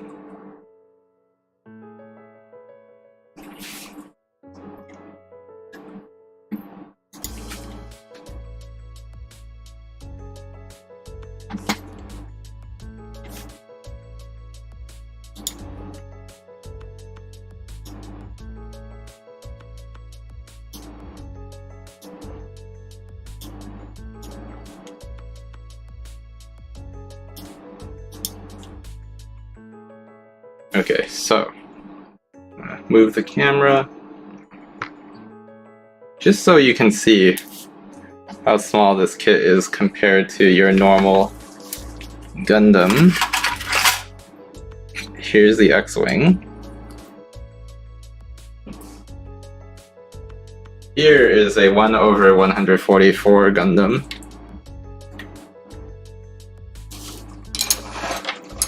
And then here is a 1/100 Gundam.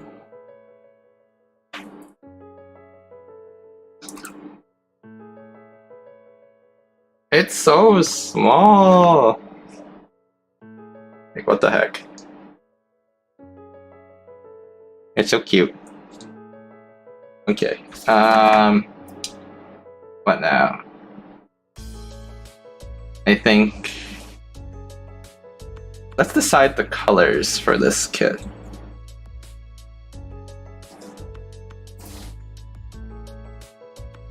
You guys need to get out of the way.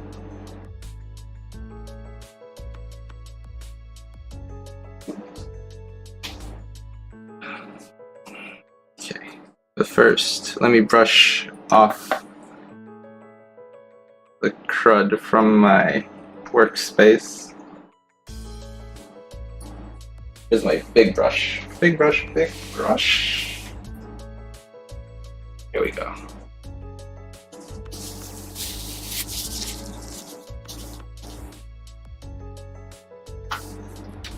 Get rid of all of the sprues that I don't need.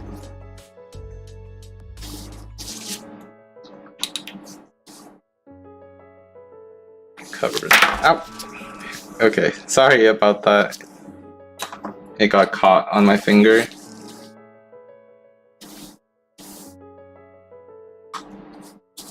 I hope you weren't listening to the stream too loud.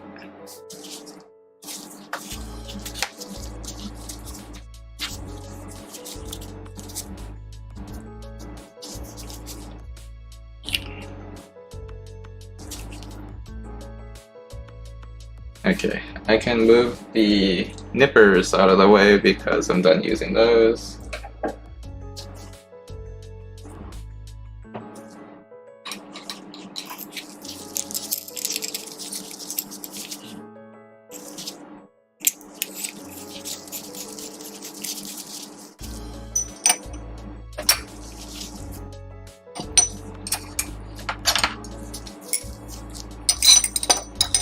So deciding the paint.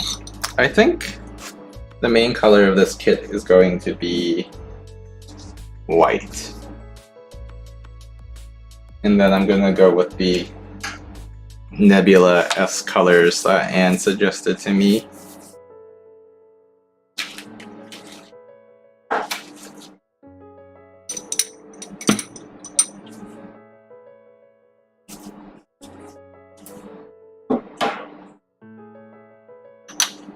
But I'm going to use a lot of those dark colors, so overall the kit is going to look a little bit more dark. And then I think I'm going to go with the silver dry brushing style of weathering. So the idea is that it's going to look old, because the paint will be scratched off and it's going to reveal the silvery metal underneath the paint, but it's not going to be rusty or dusty or muddy because it's a space fighter, which means that it's not going to get exposed in mud and water and rain and things that will cause it to rust and be brown. Instead, it's just going to get hit by a bit of lasers or space debris, and it's going to get scratched up because of that, but it's not going to get rusty because of that.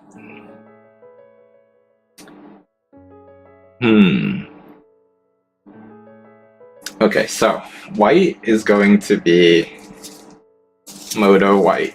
This is my favorite white. Let's do a low camera angle so that you can read the labels.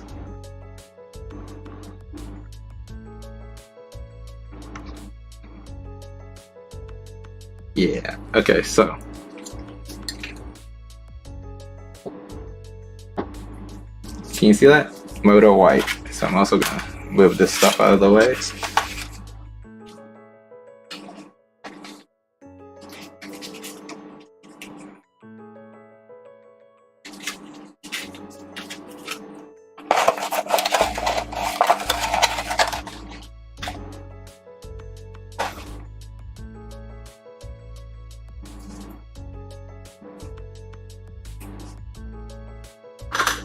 Okay, Moto white.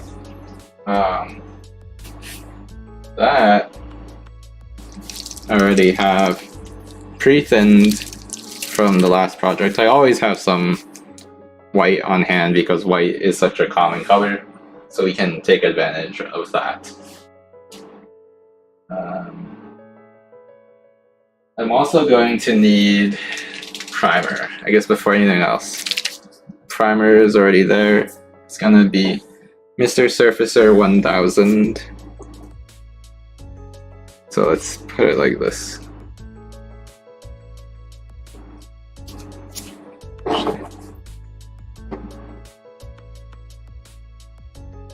Mr. Surfacer 1000. Right, so these are the primer and the main color. To do the nebula-esque thing, I also will need black.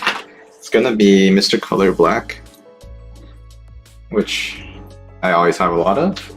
Because black is also a color that's used all the time. I also have that pre-thinned in a spray bottle. So that's good. Oops, sorry for bumping into the camera. Let's try a new metallic paint this time. Last time I was using a whole lot of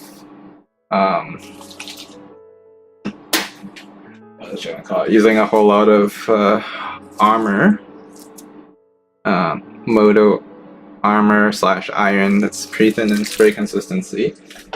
Choose between Zero Silver, which is a lighter color, or let's see what I have lying around.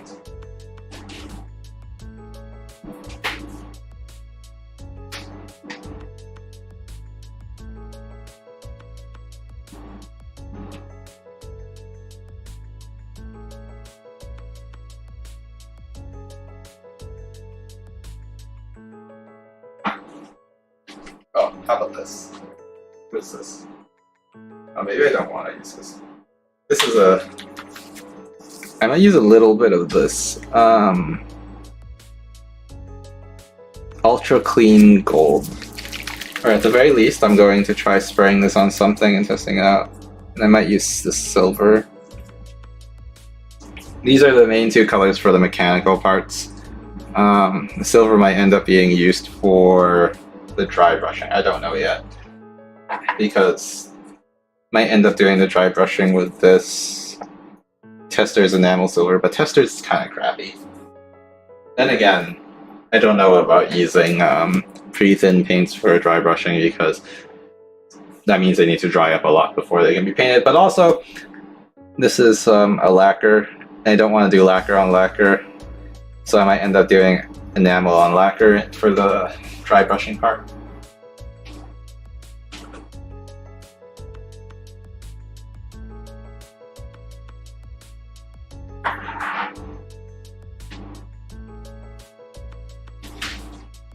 Maybe Super Titanium 2 for the silver? Gonna need to do some paint testing to see what colors I like.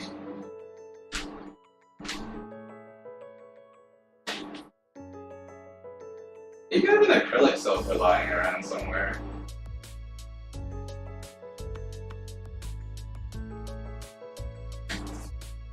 Okay, I'm gonna want that.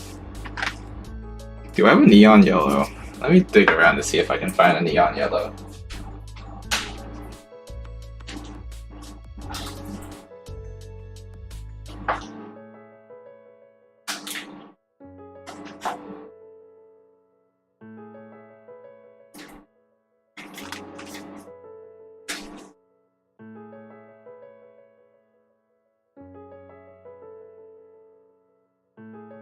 Neon yellow, do you exist?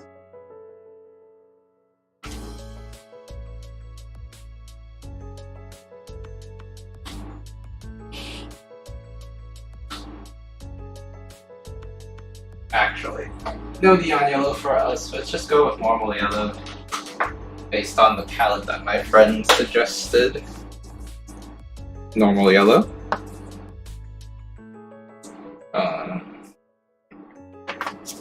We have a fluorescent. That's a lie. Do we actually have fluorescent pink? We have a bottle for fluorescent pink. It has barely any fluorescent pink in it. Actually, I should also check if I have any yellow. In reality, yeah, I have a decent amount of yellow. Considering how small the kit is, I might be able to get away with such a small amount.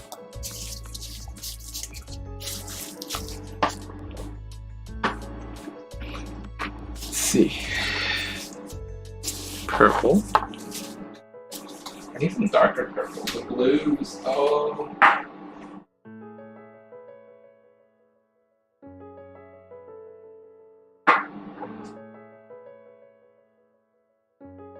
Okay, this one's bright blue.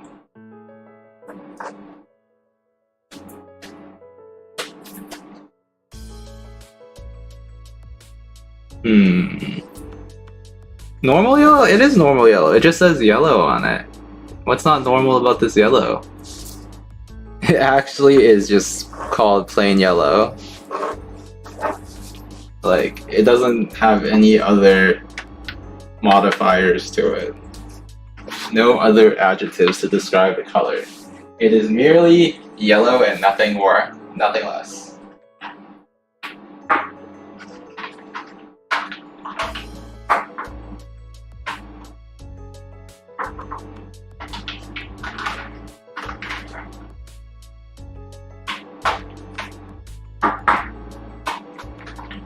Let me dig around and check for a few more colors. This is approximately the color scheme that I want to run with. I just need to make sure I don't have better shades. If I have some shades that work better, then I'll go with those. If not, we're gonna end up doing a bit of mixing to get the colors exactly the way I want.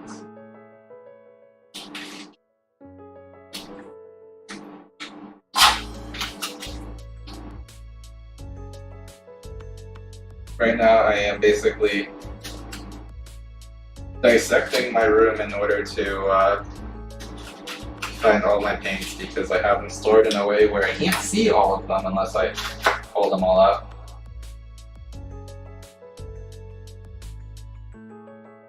What's wrong with calling it normal yellow instead of basic yellow or just... Okay, I mean, here's the funny thing. I say that because so many paints that I have really complicated names. Let me show you.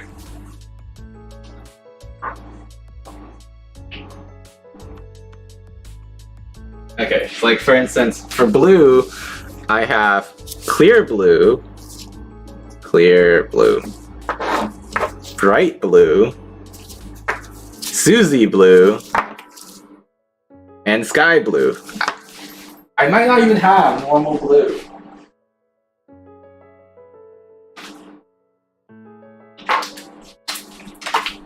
I have metallic blue green,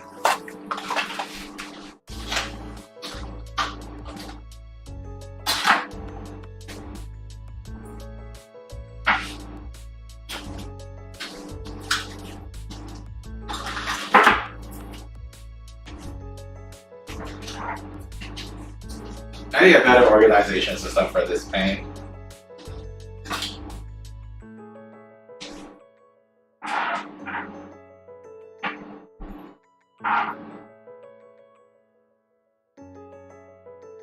Okay, for yellows, I have orange yellow, mobile suit yellow or MS yellow. This is kind of cool. When did I get this? Fluorescent yellow, and another bottle of orange yellow and MS yellow.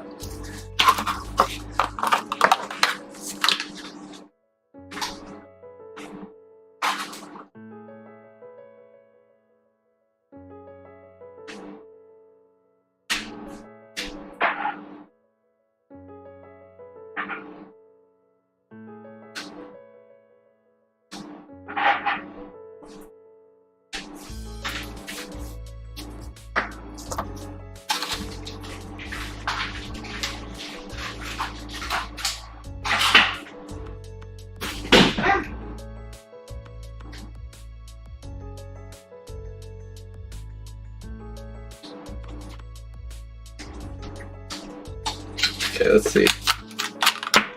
Yeah, mobile suit yellow. So like, if you look at this bottle very carefully, you can tell that you can see a Gundam on the side. This is the authentic yellow that you're supposed to put on the classic RX 78 Gundam. This is the correct yellow. It's a very specific yellow.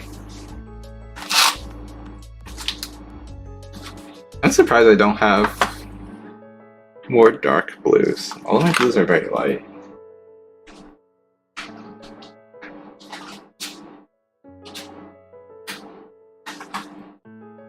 Also found a clear yellow, which is a why do I even have clear yellow?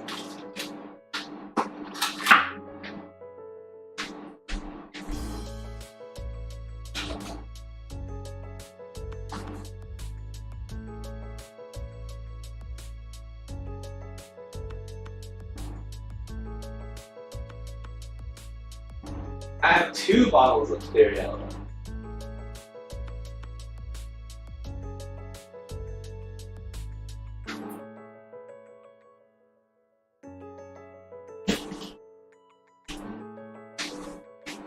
Okay.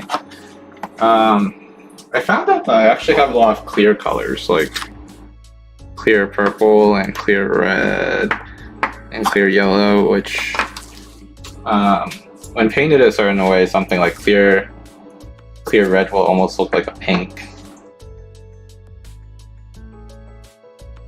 Some people are really dead set on having very authentic builds, and it's nice that they produce paints to help people achieve that. I also presume it really matches the plastic that they manufacture their kits in or using, which means it's easy to paint some areas and then it won't look really off. Let's look at the kit again. One thing that could be done is I could have these large sections of the sort of like blended pattern, I guess, like a mix of a lot of different colors.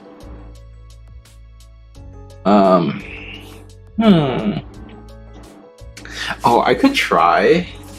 Oh no, I probably shouldn't do that. I think that's my ideas where it's starting to look a little bit too ridiculous, and I don't want to go too ridiculous. Maybe not. Part of me does. Okay, so how will this be colored?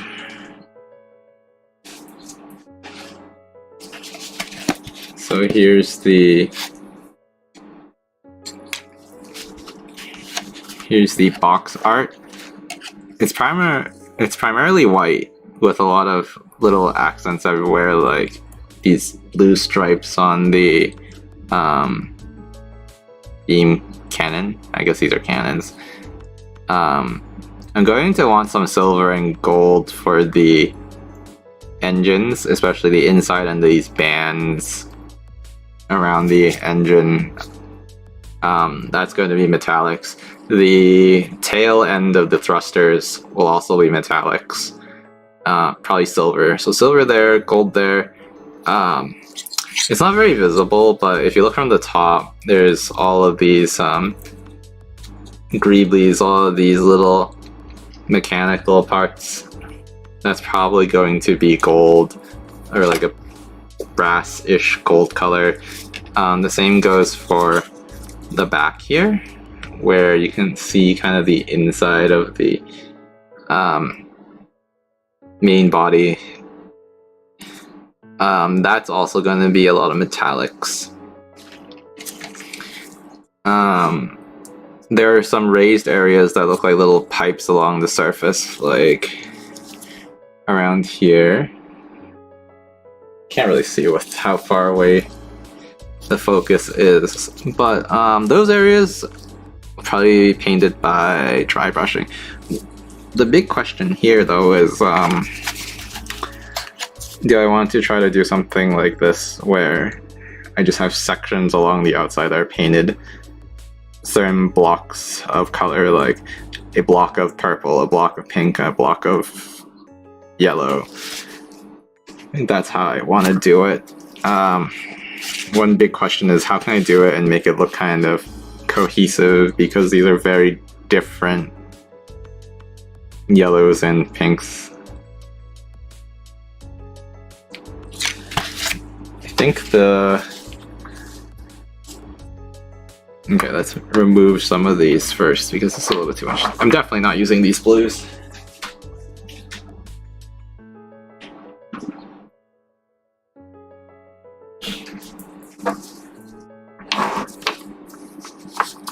Does this fluorescent yellow even have paint in it? Yes, okay. If I pair fluorescent yellow with fluorescent pink, that'd be pretty okay. It's actually kind of fun to think about having these together. But it might be too bright.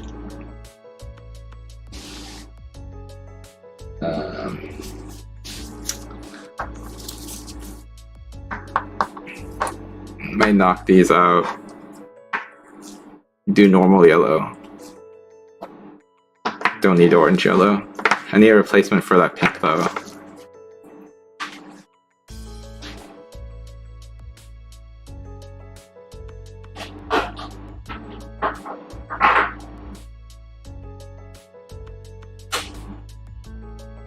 So here I have normal pink.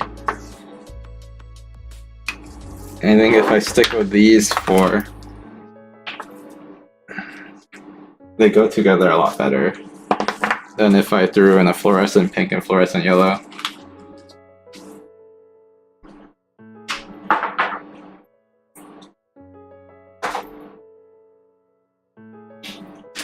So these are going to be the four complementary colors to the white. So it's going to be white, yellow, pink, purple, and bright blue. It's going to have metallic, gold, and silver accents, but I don't know what these look like. Let me test a little bit to see what they look like.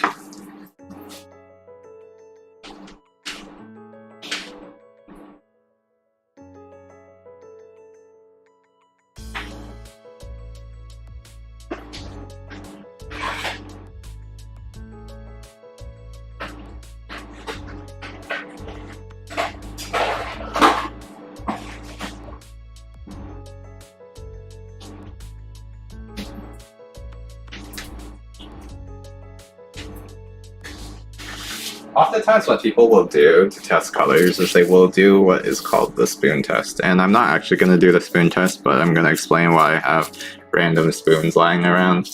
what people will do is they'll basically do the entire painting process on the surface of a spoon, and that's because, first of all, spoons are nice big flat surfaces, but not perfectly flat surfaces. So then when you look at the surface of the spoon as it curves, you can see it reflect light in all different sorts of ways, which really helps to determine whether or not the paint job looks good. The other thing is that it's free plastic. Basically, you go get takeout and you happen to come back home with all these spoons and forks that you'll never use. So they're just there. And people will just practice or test on them all the time. I'm gonna test a little bit of this paint on the spoon, and then later on I might do some spray tests on the spoon to see if the colors come out the way I like and if they look good next to each other. The other thing is I got this giant piece of, well, not giant, but this piece of cardstock that I'm just going to dab paint on to see how it looks outside of the bottle. Even though you can see the color in the bottle, once it dries it looks a little bit different than you might expect. So it's worth pulling the paint out to see how it looks like. The biggest questions I have are with these three metallics though, because metallics not only have the issue of what color they are, but also the size of the particles. Smaller metal flakes will look smoother, and it's kind of hard to tell in the bottle how that will look. Actually, that's a lie. You can actually sort of tell. But only sort. This bottle's empty. Like, super empty. Either. When did this drop? I don't remember using that much of the Super Titanium 2, but it also dried out as a very thin film, so like there's not much left. Okay. To the trash you go!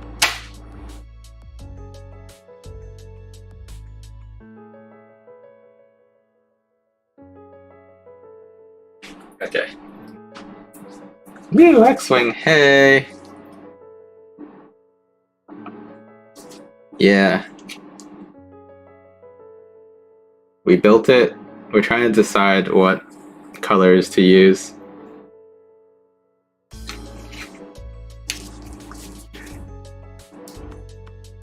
How was your meeting? Did I call you? Do you think it would be better if I called you Manning, since that's the YouTube account you're using? Also, I am pulling out some toothpicks. Probably shouldn't do like that. I feel like this. Or would you prefer I just call you Rise, since that's how I've known you? You probably actually can't hear.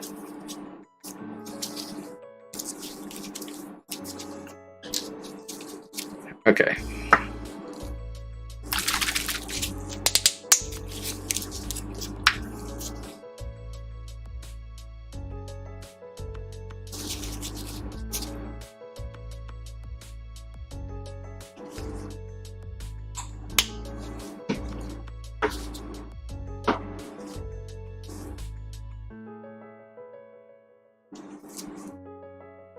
Really not a good place to do this. Okay, so this is actually a different metallic. This is super stainless. The other one was super titanium. I don't know what makes it super, but they're both silvery metals. I'm not gonna lie, they look really similar anyway.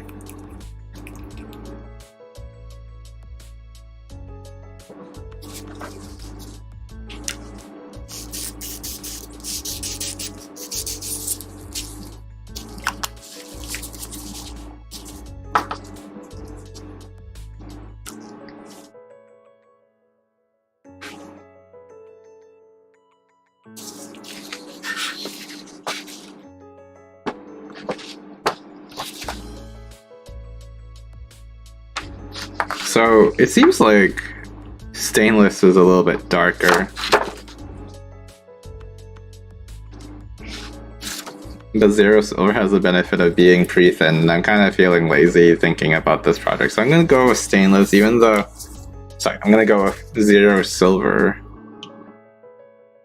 Just because I'm a little lazy. Although, I could go with iron instead.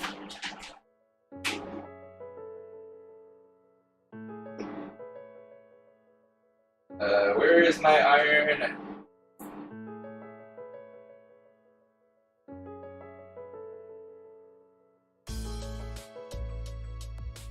I can only find the empty bottle from the previous project. Where's the new bottle? Oh, there it is. No, that's not it.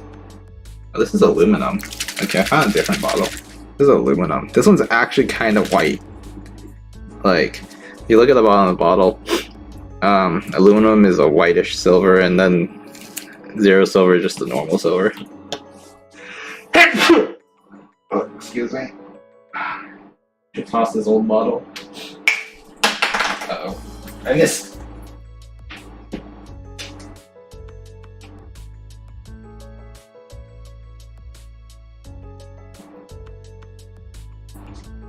Oh, iron was right next to me this whole time. Okay, so this is iron.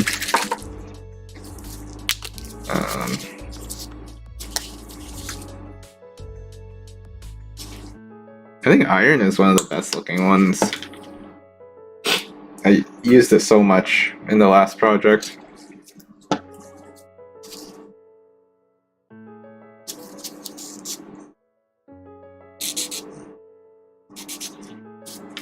Yeah, so if we look at it here, thank you. I think that, so this is stainless, this is iron, and this is 0 silver. 0 silver is the most blue. It's got bluish silver. Stainless is the darkest one, and iron is a warm, well, neutral, but mostly neutral, but slightly warm sort of silver color. I think I want to go with iron because the colors that I picked all have... Do you think it...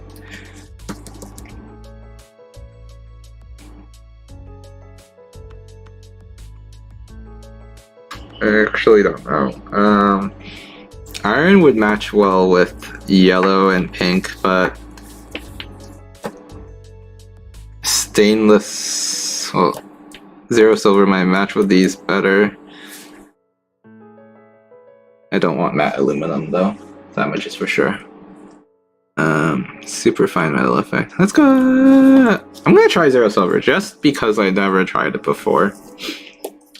Even though my heart has already been taken by iron, I'm gonna deny the urge to just use iron everywhere.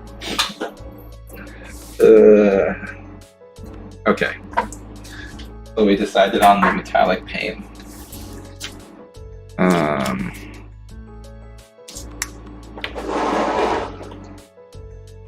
What does the... well, we decided on the silver. What does this gold look like? I've never tried this gold before. I also kind of hate that normally Moto gives us these squirt bottles. Actually, never mind. I want to say that I like these squirt bottles, but I actually hate these squirt bottles because they drip all over themselves whenever I use them. But this bottle doesn't even have a squirt bottle. Also, this gold looks very orange. Wait, is this even... This doesn't even look ultra clean coat gold. Where are the metal flakes in this paint? It just looks like orange.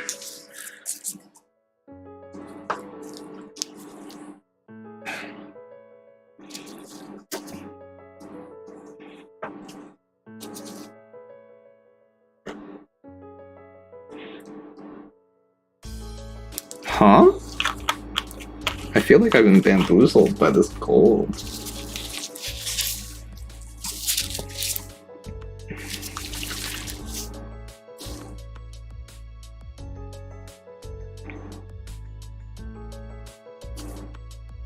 Special taco for MK09. Oh, this... okay, so this is supposed to be applied after using a different gold. Oh my goodness. That means I can't use this. Unless I do... Unless I do a different metallic and paint that over. I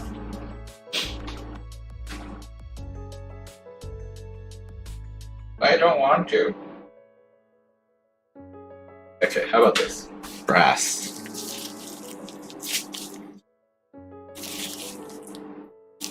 It's jammed.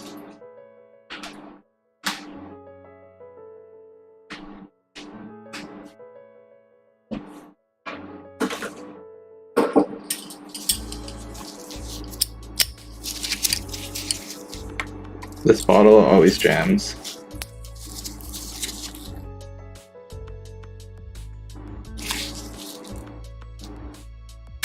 Ah.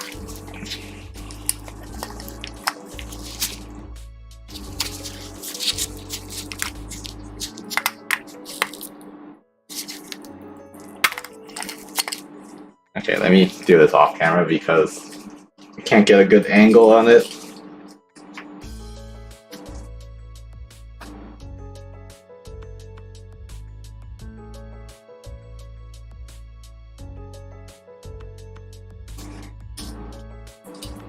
Okay, I'm shaking the bottle. It feels like there's still liquid inside, so it didn't dry out completely. I must not give up.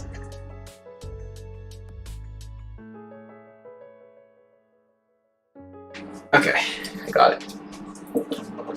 I think I like this paint a lot. Because I feel like I'm constantly trying to open this bottle even though it gives me all sorts of trouble. So, this one is brass. You can see the metal flakes. This time, the other one you couldn't really see. Well, the orange one you couldn't see metal flakes because it had no metal flakes.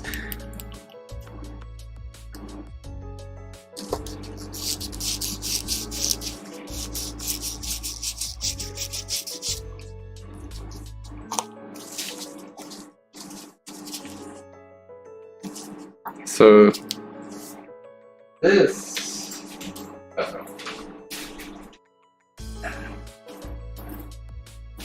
This is brass. I like this one a lot. So that's going to be the gold like color that we use. So that means the two metallics are decided. Also, this cap has definitely seen better days.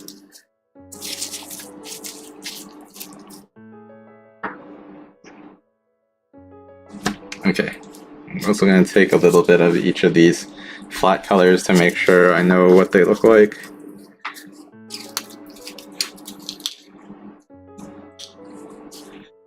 This is the yellow.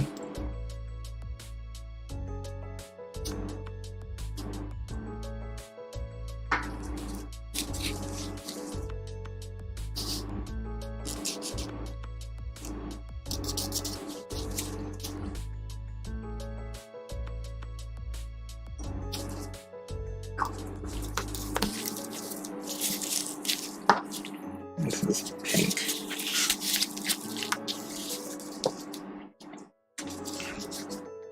As soon as I open these, it's obvious that these paints have not been touched in a very long time because they've separated. Also, so they need to be stirred.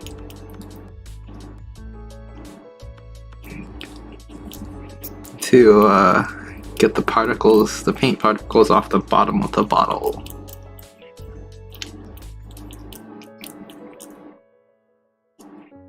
This is a very soft pink. Also, it looks like it needs a lot of mixing to really get the particles off the bottom.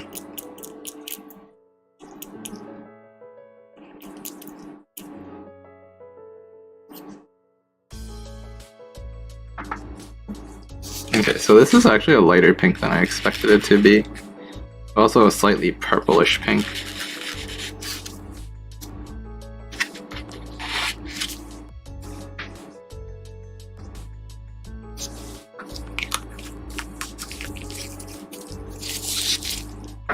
And then what does this purple look like? I used a bit of this purple in the last project. The Freedom used purple, but only as an underlayer to the wine red that I sprayed over the purple. It's a nice dark purple.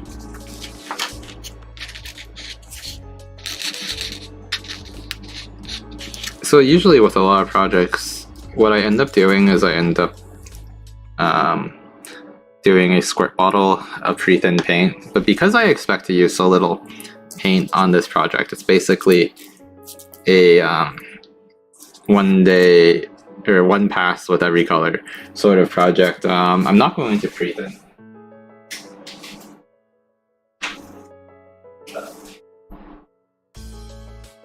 What's going to happen is that I am going to thin each paint in the airbrush cup as I use them. Also, I just dropped some paint on the ground. Give me a moment to clean it.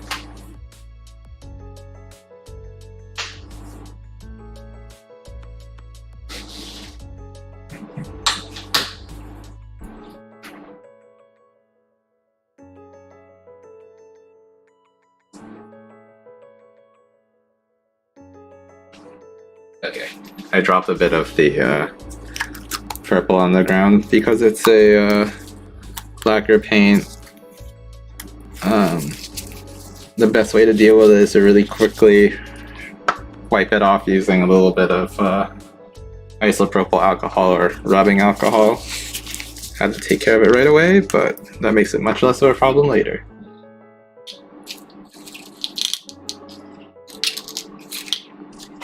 Okay, and then Susie Blue.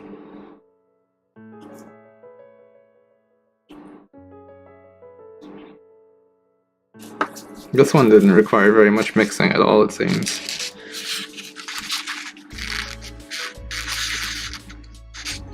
Okay, Susie Blue is a little brighter than I expected it to be. So that is fine. Might add a little black to it later. Or use a use black pre-shading. Okay, so these are gonna be the colors I use, minus these two. These two down here do not count. But these four up here, this rightmost one, and this leftmost one are going to be the main colors. Let's see. Yeah, that's about it for color choices. I actually didn't even test on the spoon. We're gonna test on the spoon later. You're gonna see Spoon Coon again in a few days. Like, maybe the next time we stream. Okay.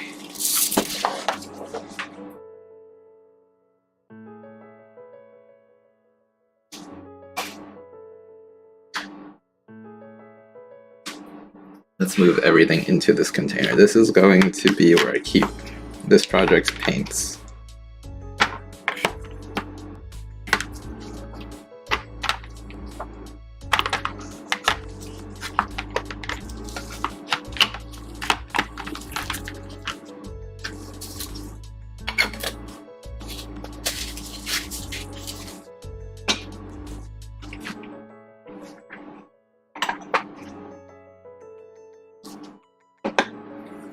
Okay, so what now? I think before I go and clean this kit, I want to go through each of the panel lines and deepen them a little bit.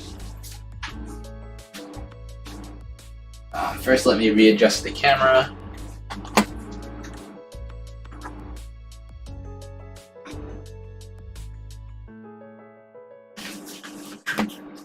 It's gonna be a very close focus.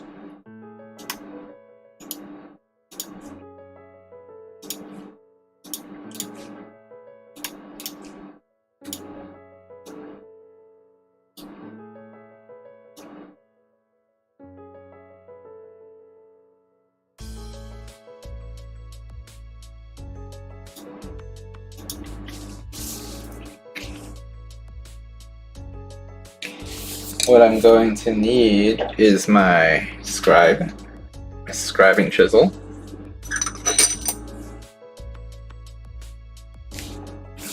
but I'm gonna need to change this out from 0.3 to 0.15. 0.15 is the smallest I have. Part of me wishes I had a 0.1, but I don't have a 0.1. Okay, so here's my 0.3. I think this is my 0.15.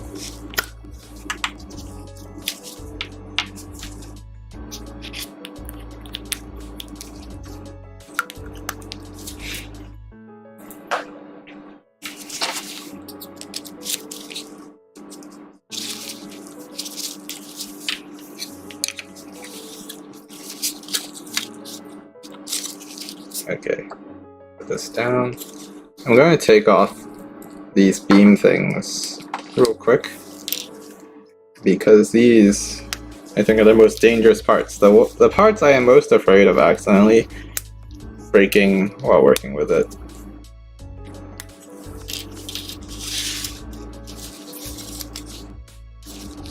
And then you can take it off the base. Okay, this part is actually pretty tight.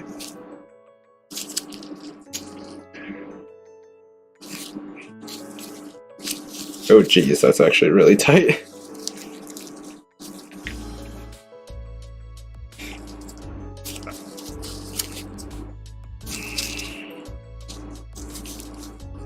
I actually also remembered I forgot to sand this.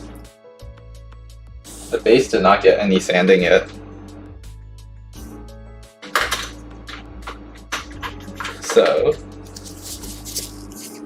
let's fix that real quick.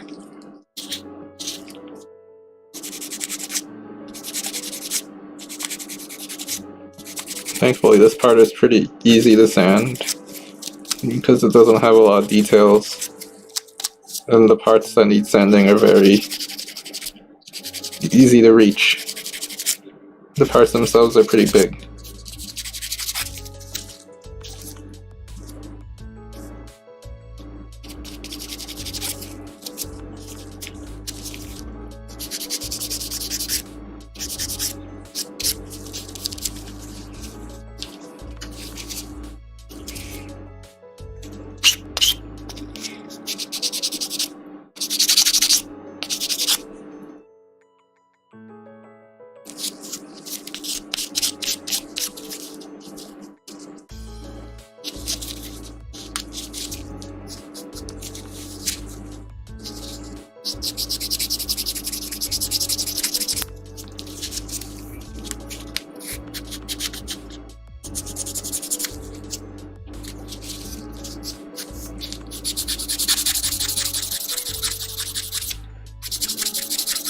I might decide to fill in the backside of the stand arm because that just would make it look a little bit nicer and also make the base a little heavier.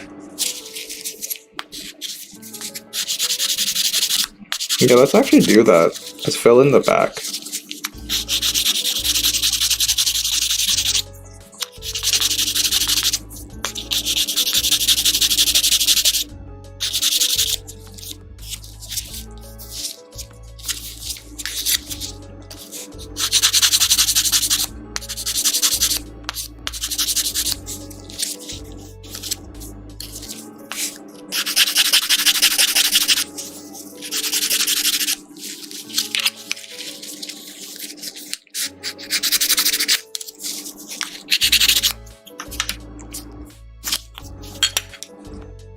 You're back? Let me grab something that fell a bit.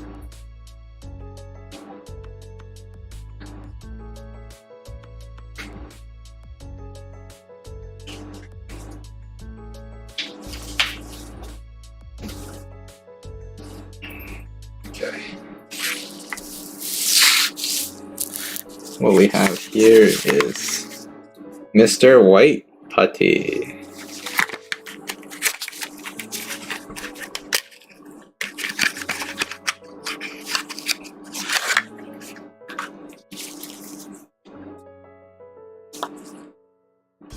I'm going to use one of these toothpicks that I previously used to move paint with.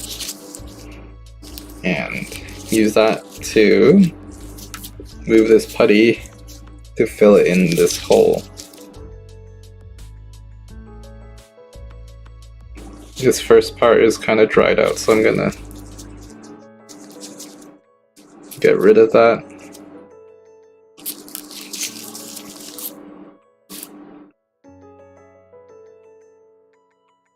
And I'm just gonna fill it in with this putty.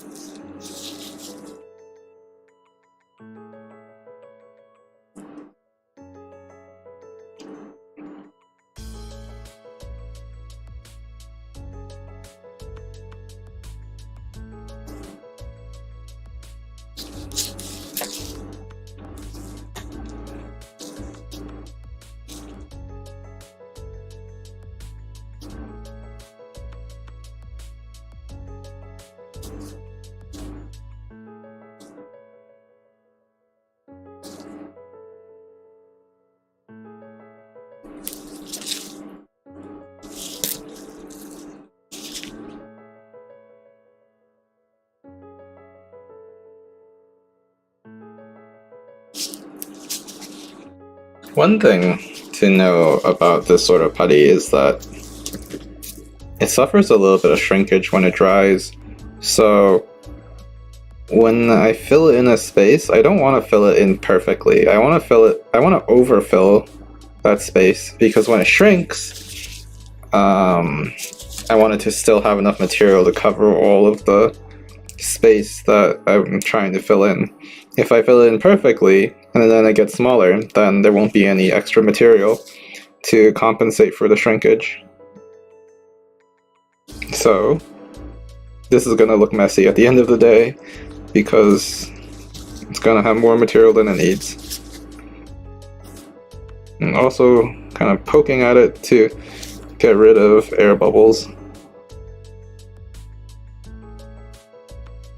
So I'm going to overfill this and then let it dry and come back and then cut away and sand away the excess material once it's done.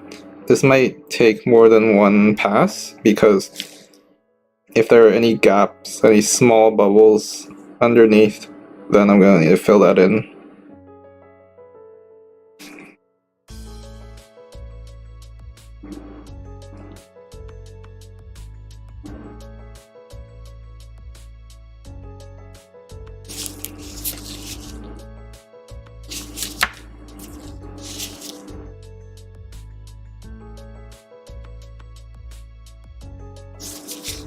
I'm also going to attach this alligator clip to it to help hold it.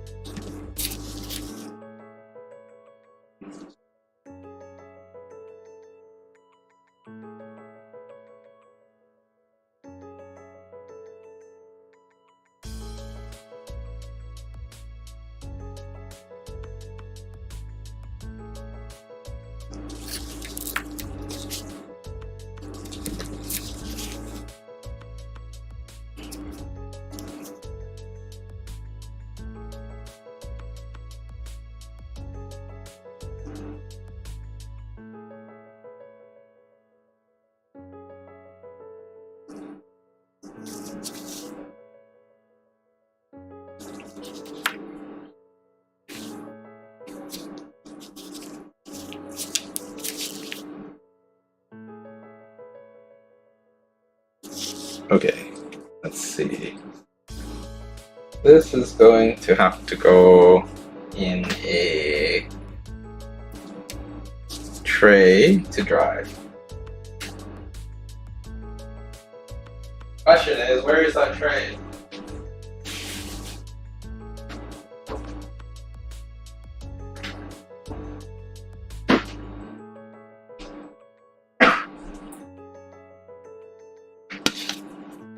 Okay.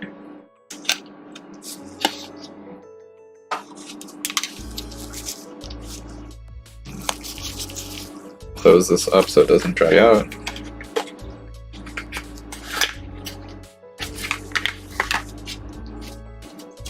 And this is going to be on this tray for the time being. Probably gonna put it in the heated dryer later. And this can go away.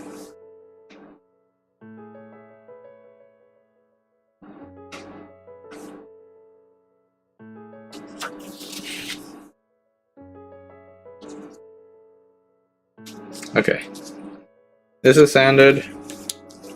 This has been sanded. Needs a little more sanding.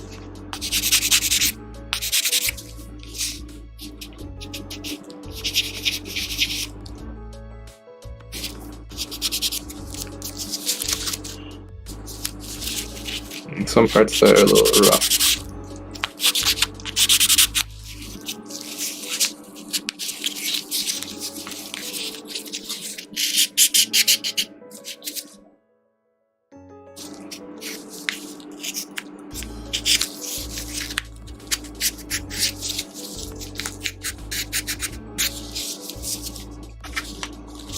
Okay, these parts can also go on the tray. That's where the completed parts are. Now, examining these,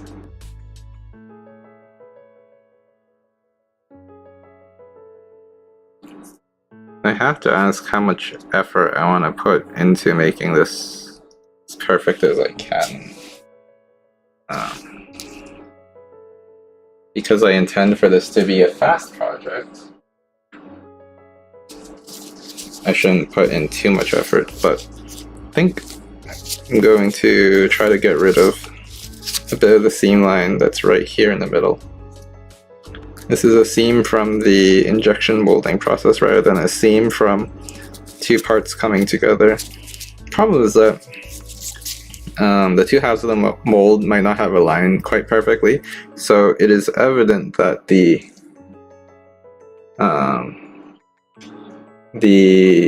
bands that are going left to right don't quite line up perfectly.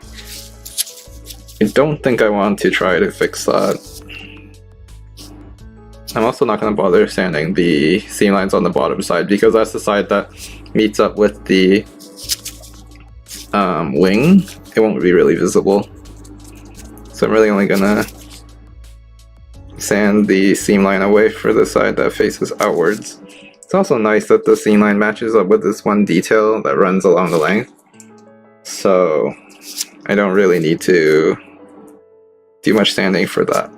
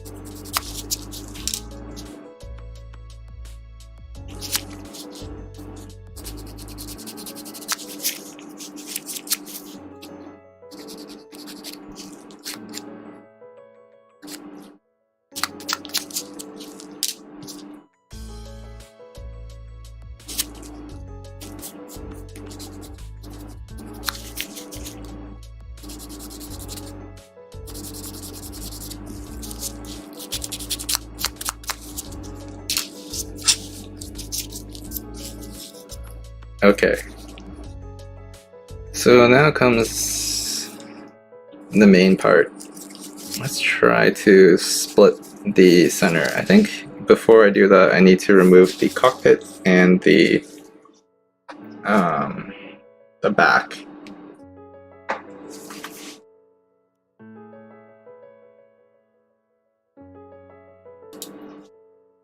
In order to do that, I'm going to need one of my knives, or maybe both my knives, to pry it apart.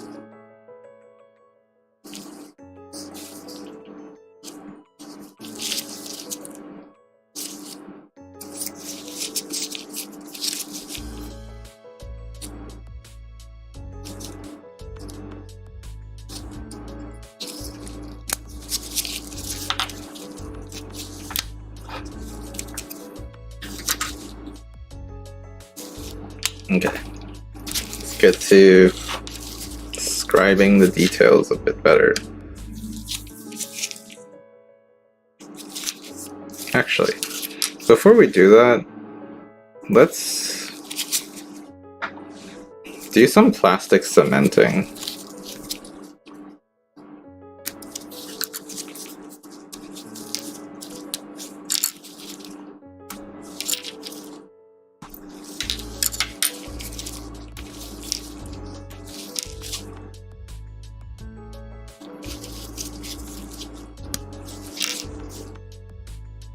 Like I mentioned before, this was once two pieces of plastic, but I want them to be joined together. So I'm gonna go get the plastic cement.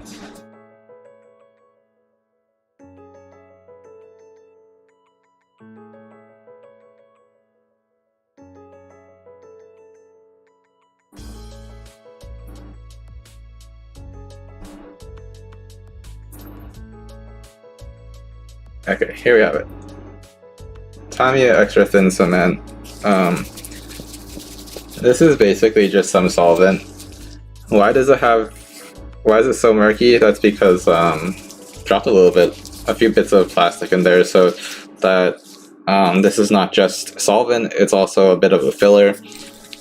When I use this, it will leave some extra material behind to help connect the parts. Because normally, this doesn't add anything, it just dissolves the plastic, and then that helps it stick together. And move these pieces out of the way so I don't accidentally drip any cement on it. And focus on these 4 pieces. So the points that I want to try to cement are going to be the seam line up here for the thruster. Because I don't want, this is supposed to be a single piece of metal, so I don't want that line there. And then I'm going to also cement the front end of the thruster so that it meets up tighter. I'm afraid of adding cement to this middle area because there's a lot of detail, and if it gets dissolved by the cement, it's going to be lost. So I'm gonna take this and just put a little bit in that area.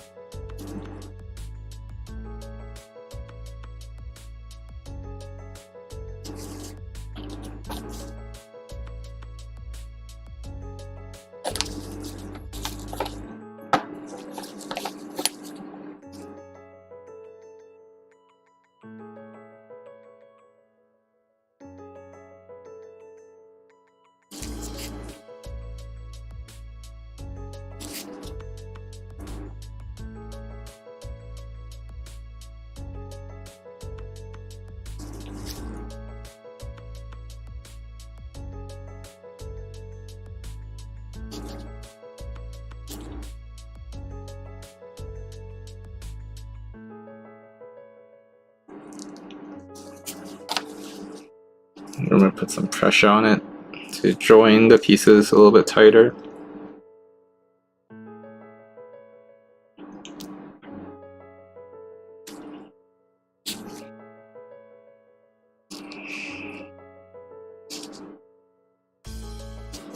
Okay, that's one of them down. I think. So I don't know if you can see this, but if I press on it, the gap between the pieces becomes less apparent. And my hope is that after dissolving a bit of plastic and pressing it together, it dries with that gap closed. I'm also going to put the cement on this end first because there's really nowhere for it to hide when I press against it, so I wanted to dry out a little bit first before I press on it. Which is why it's going to get the first little bit of this cement.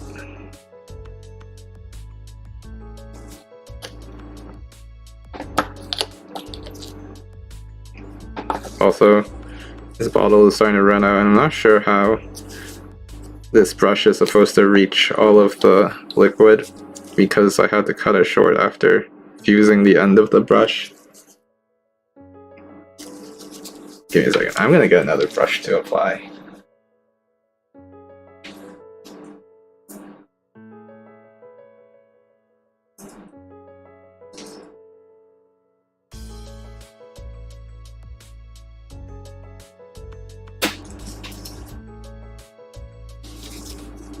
Okay, here we go.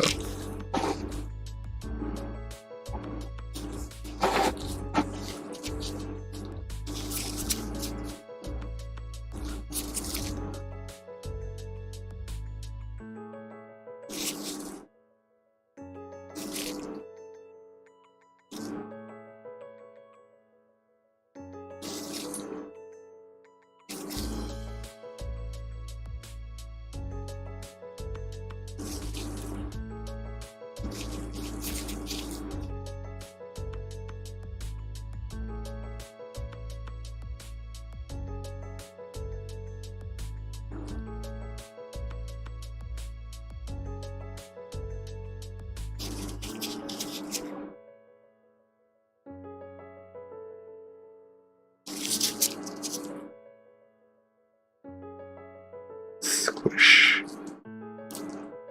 Squish.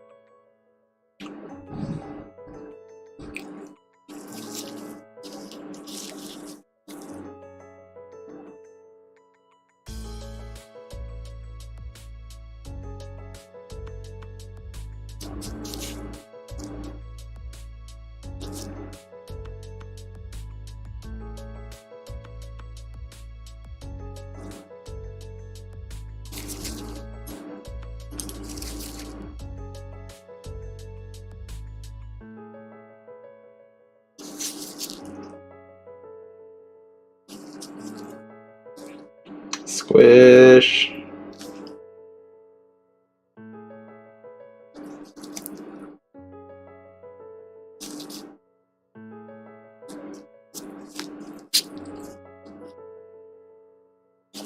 Okay, this gap is a little big, so I'm gonna try to put a bit of the cement in that gap to close it up.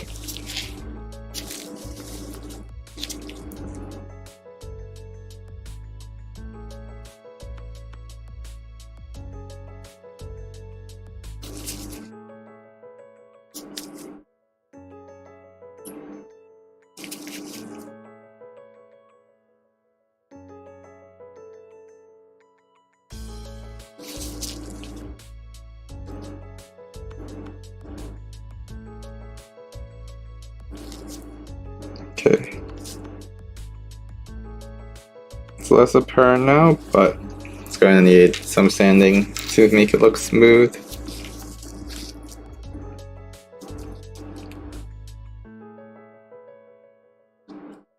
Okay, this one is the worst offender. It's not closing all the way at all, even when I put pressure on it. I'm gonna take it apart to make sure there's nothing stuck in it.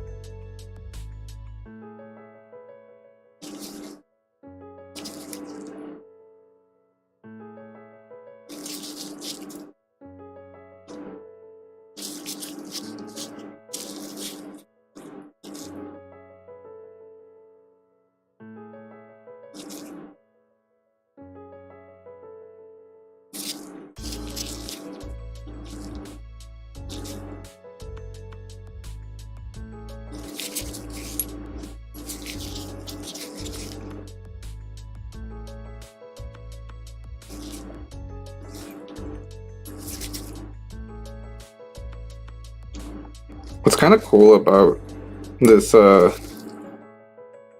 liquid cement, this plastic cement, is that I don't need to perfectly put my brush in every little crevice that needs it.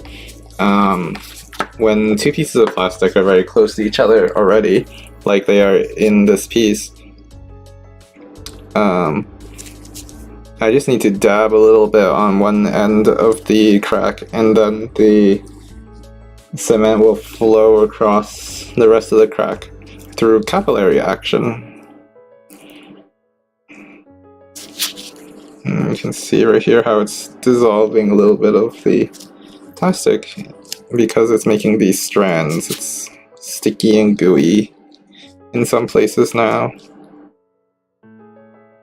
Okay, I think that's good. I'm gonna wash off this brush a little bit.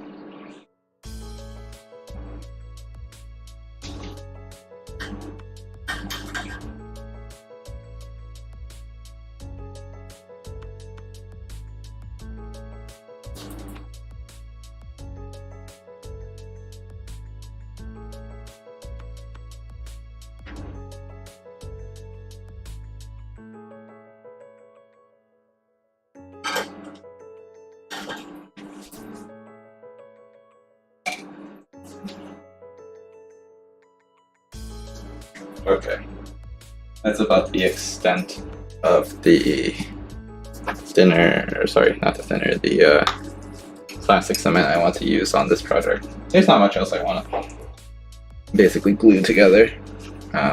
These parts, these 4 parts will need to wait and dry. So onto the tray it goes. In the meantime, we can work on finally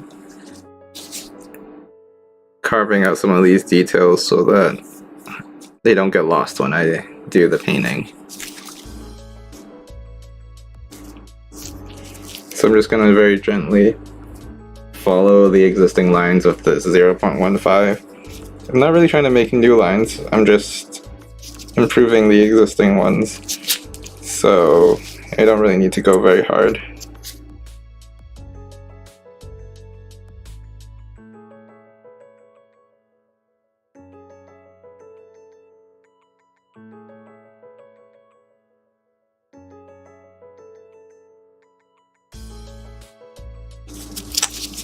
They're not very deep, so I'm having a hard time getting the scribe to actually catch.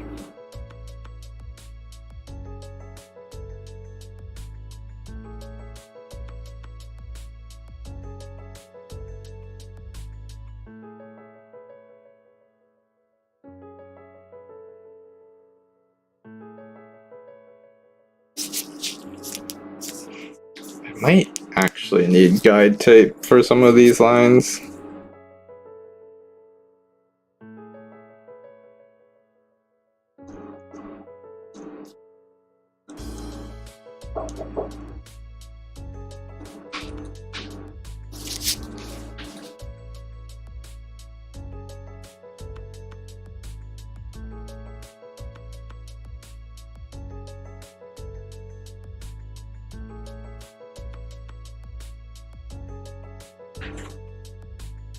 Sorry, someone's at my door.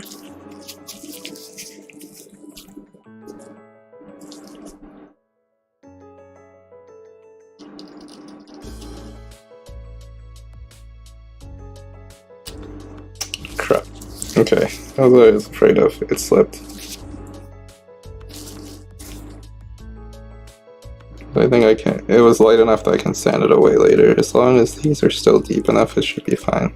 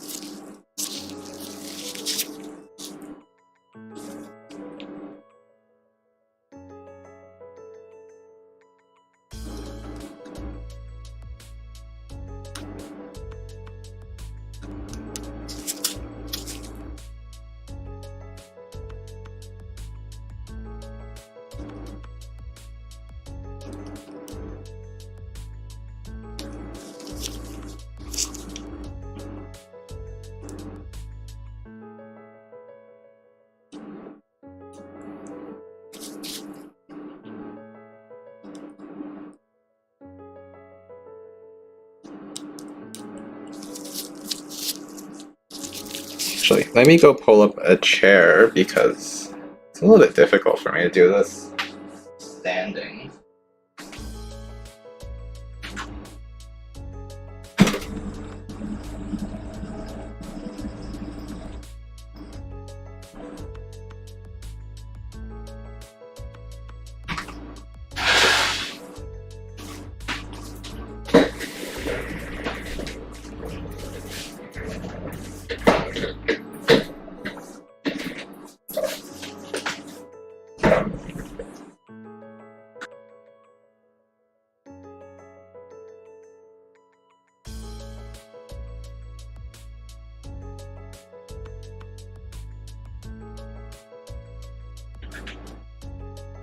Okay.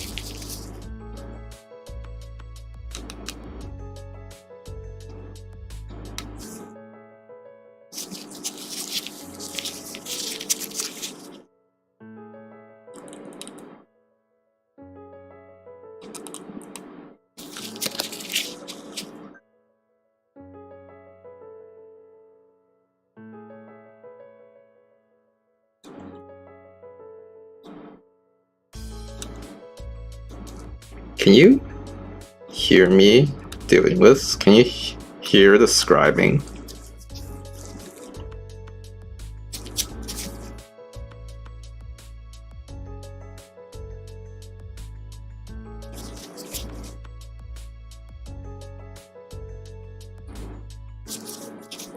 Oh, that went off.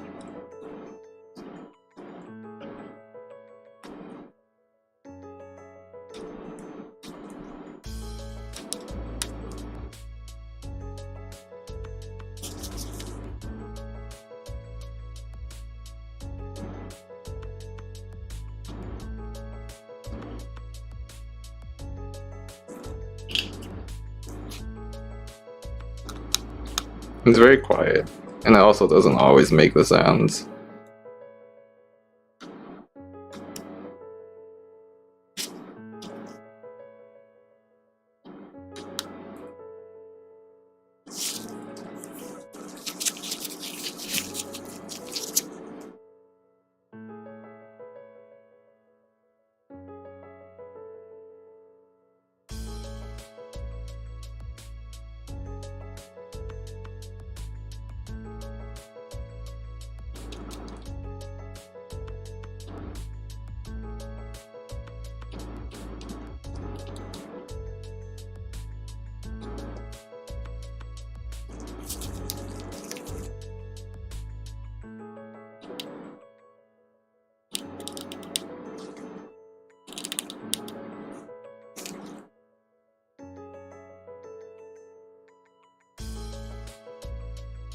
Feels like it needs to be even closer.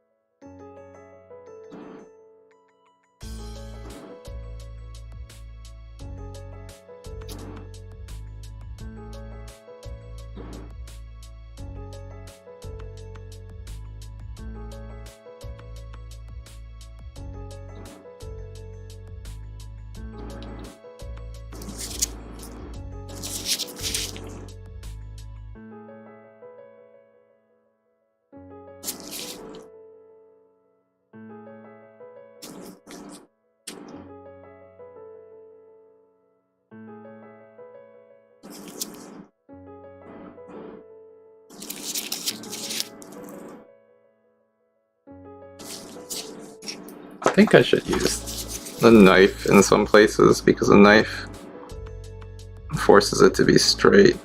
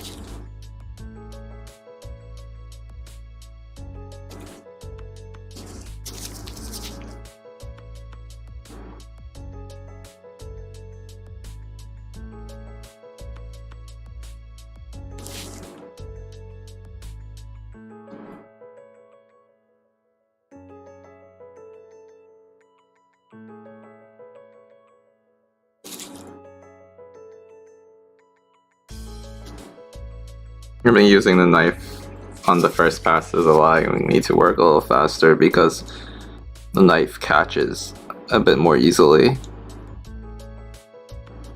And I think the knife is sub 0.15 millimeters. So I can then widen it ever so slightly using the 0.15 if I feel it's necessary.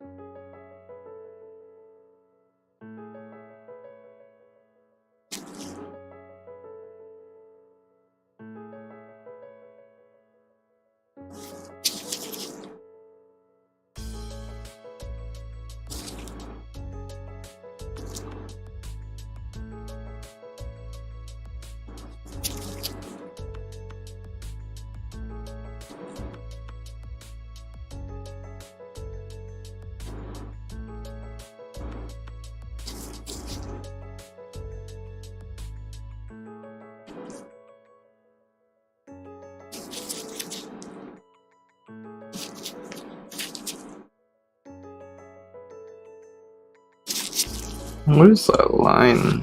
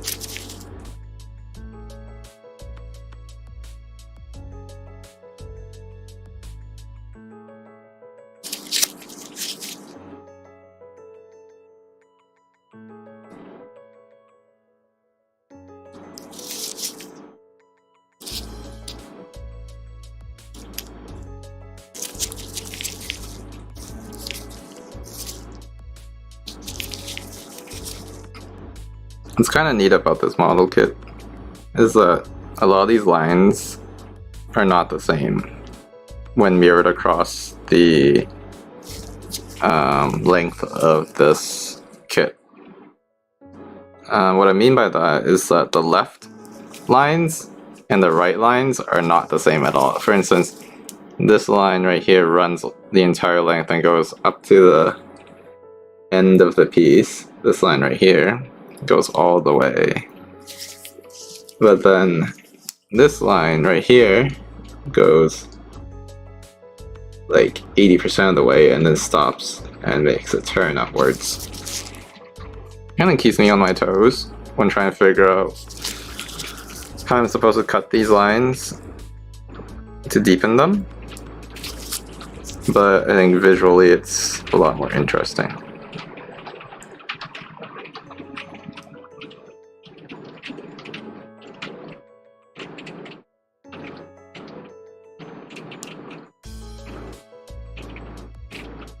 Oh, it started raining. Do you hear that?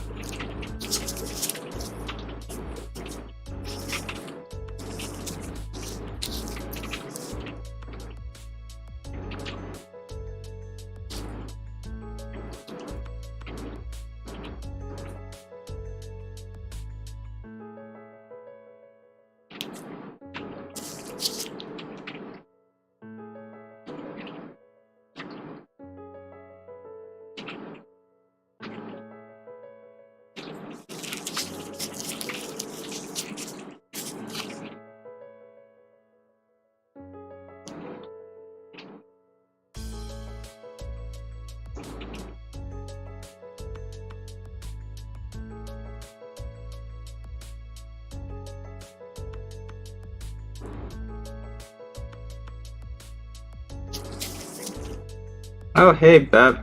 Good morning.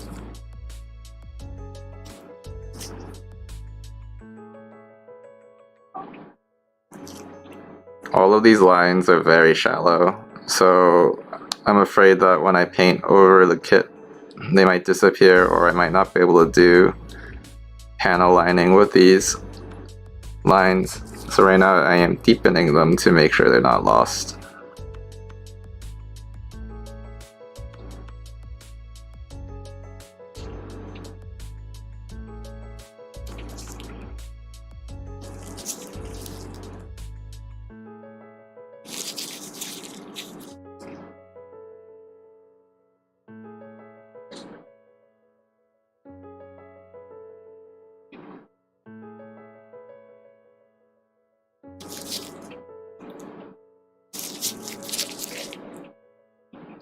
I think I just overdid one of the lines.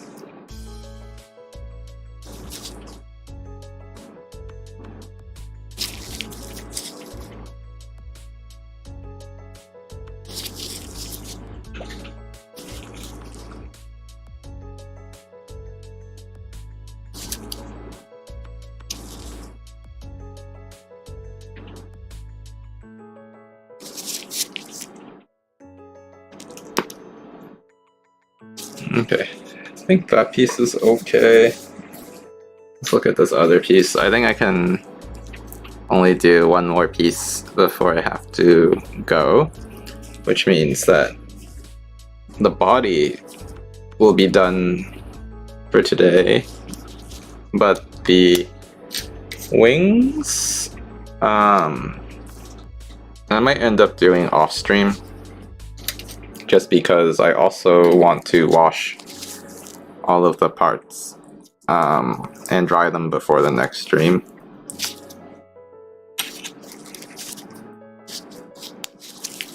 Okay.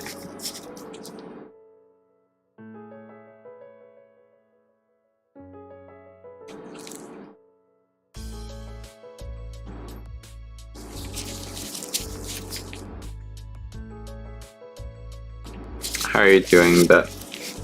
Was your nap refreshing?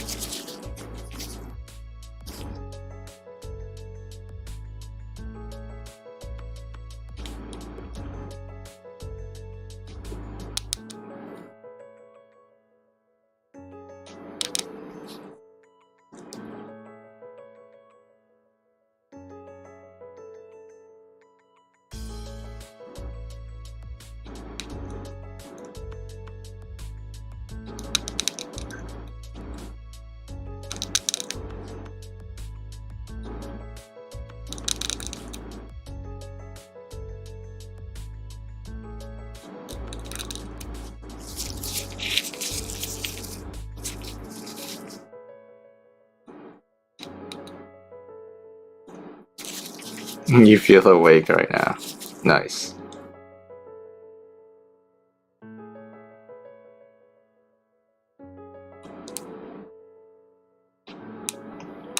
One would hope that one becomes awake after a nap.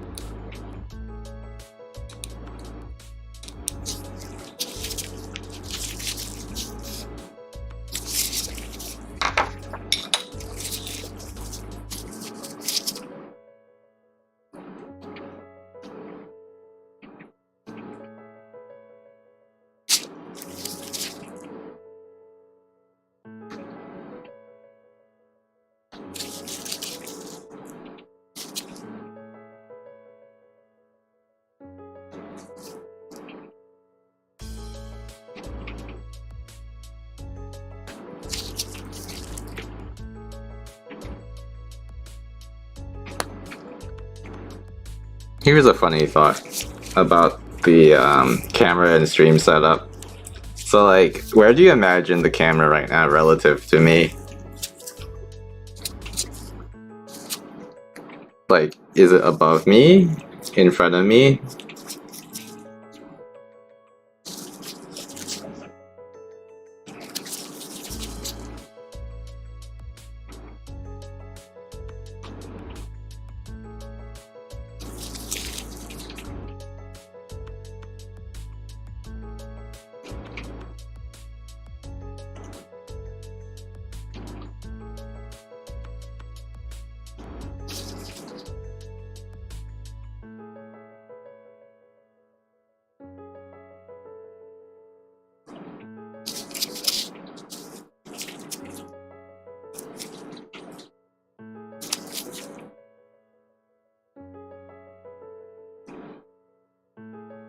Yeah, it's basically right in front of me and I'm looking over the camera.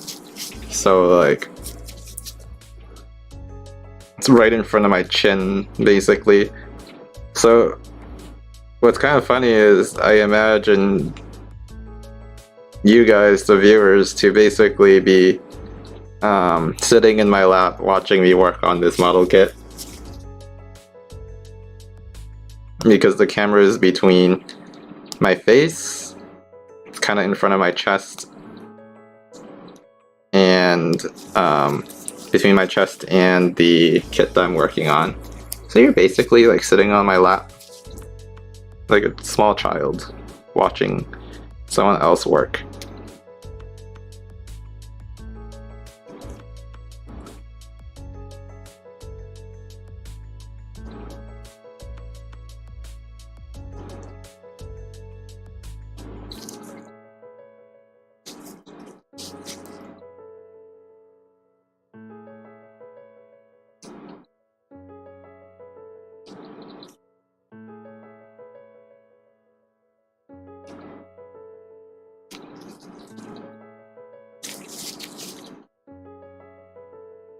That's too intimate.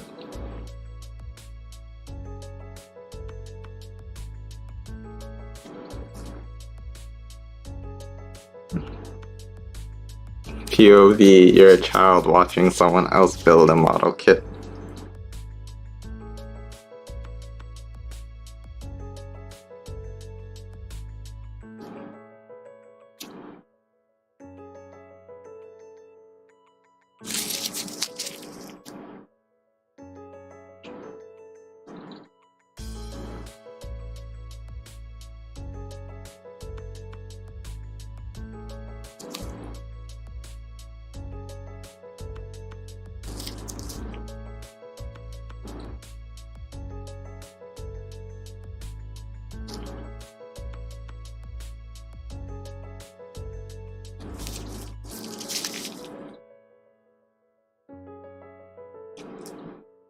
Oh crap, that one went really off.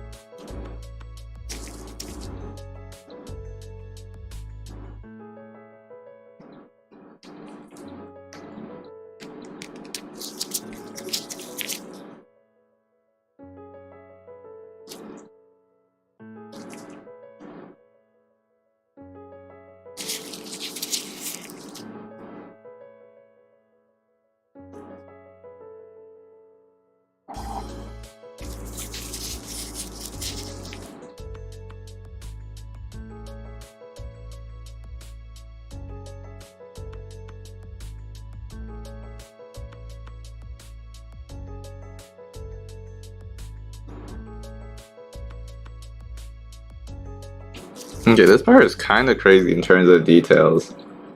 Like, there's some lines that go all the way and then some that stop, and I'm afraid I'm not gonna know when to stop sometimes because there's just so many lines.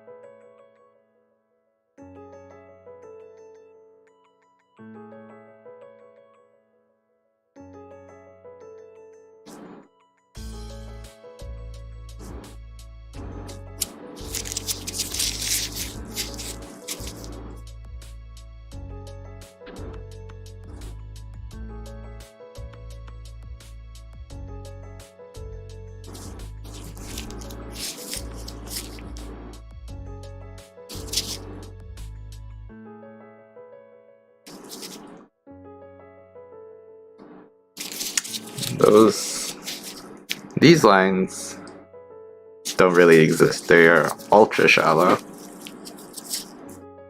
This knife is slipping a lot because of it.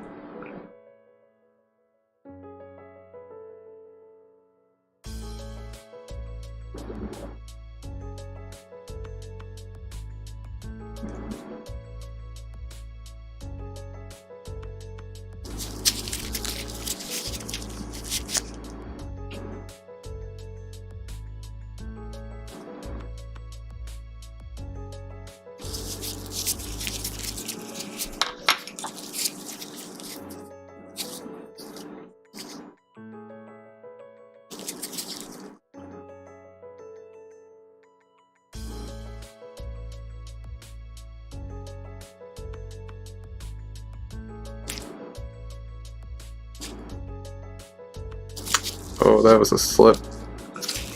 I might need to apply some extra material back.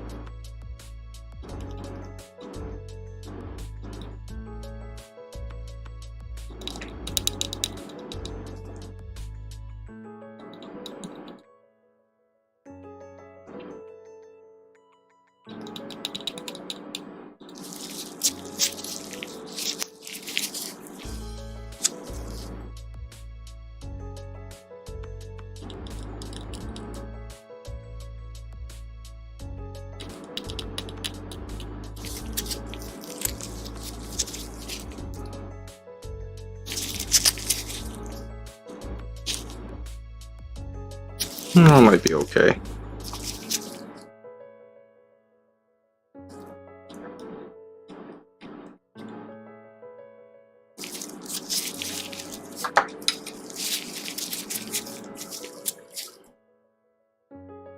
Gonna have to apply the primer and then see primer surfacer and then see how it looks and decide from there.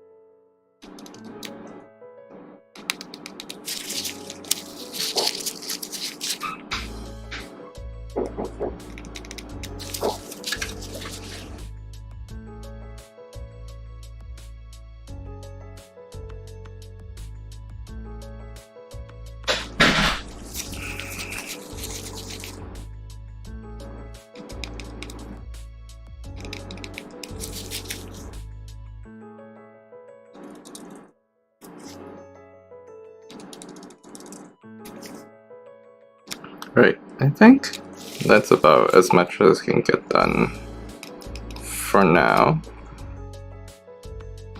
I think this is where I will end the stream. Thank you all for joining me today. I'm gonna try to get a little bit more done off stream. I probably won't stream tomorrow.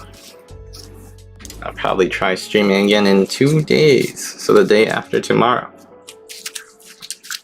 If you like what you saw here today, please remember to like and subscribe and follow me on Twitter. I am currently working on putting photos of all my old works. Well, old works are showing on Twitter right now. So if you follow, you'll get to see some of the things I made in the past. Again, thank you for stopping by.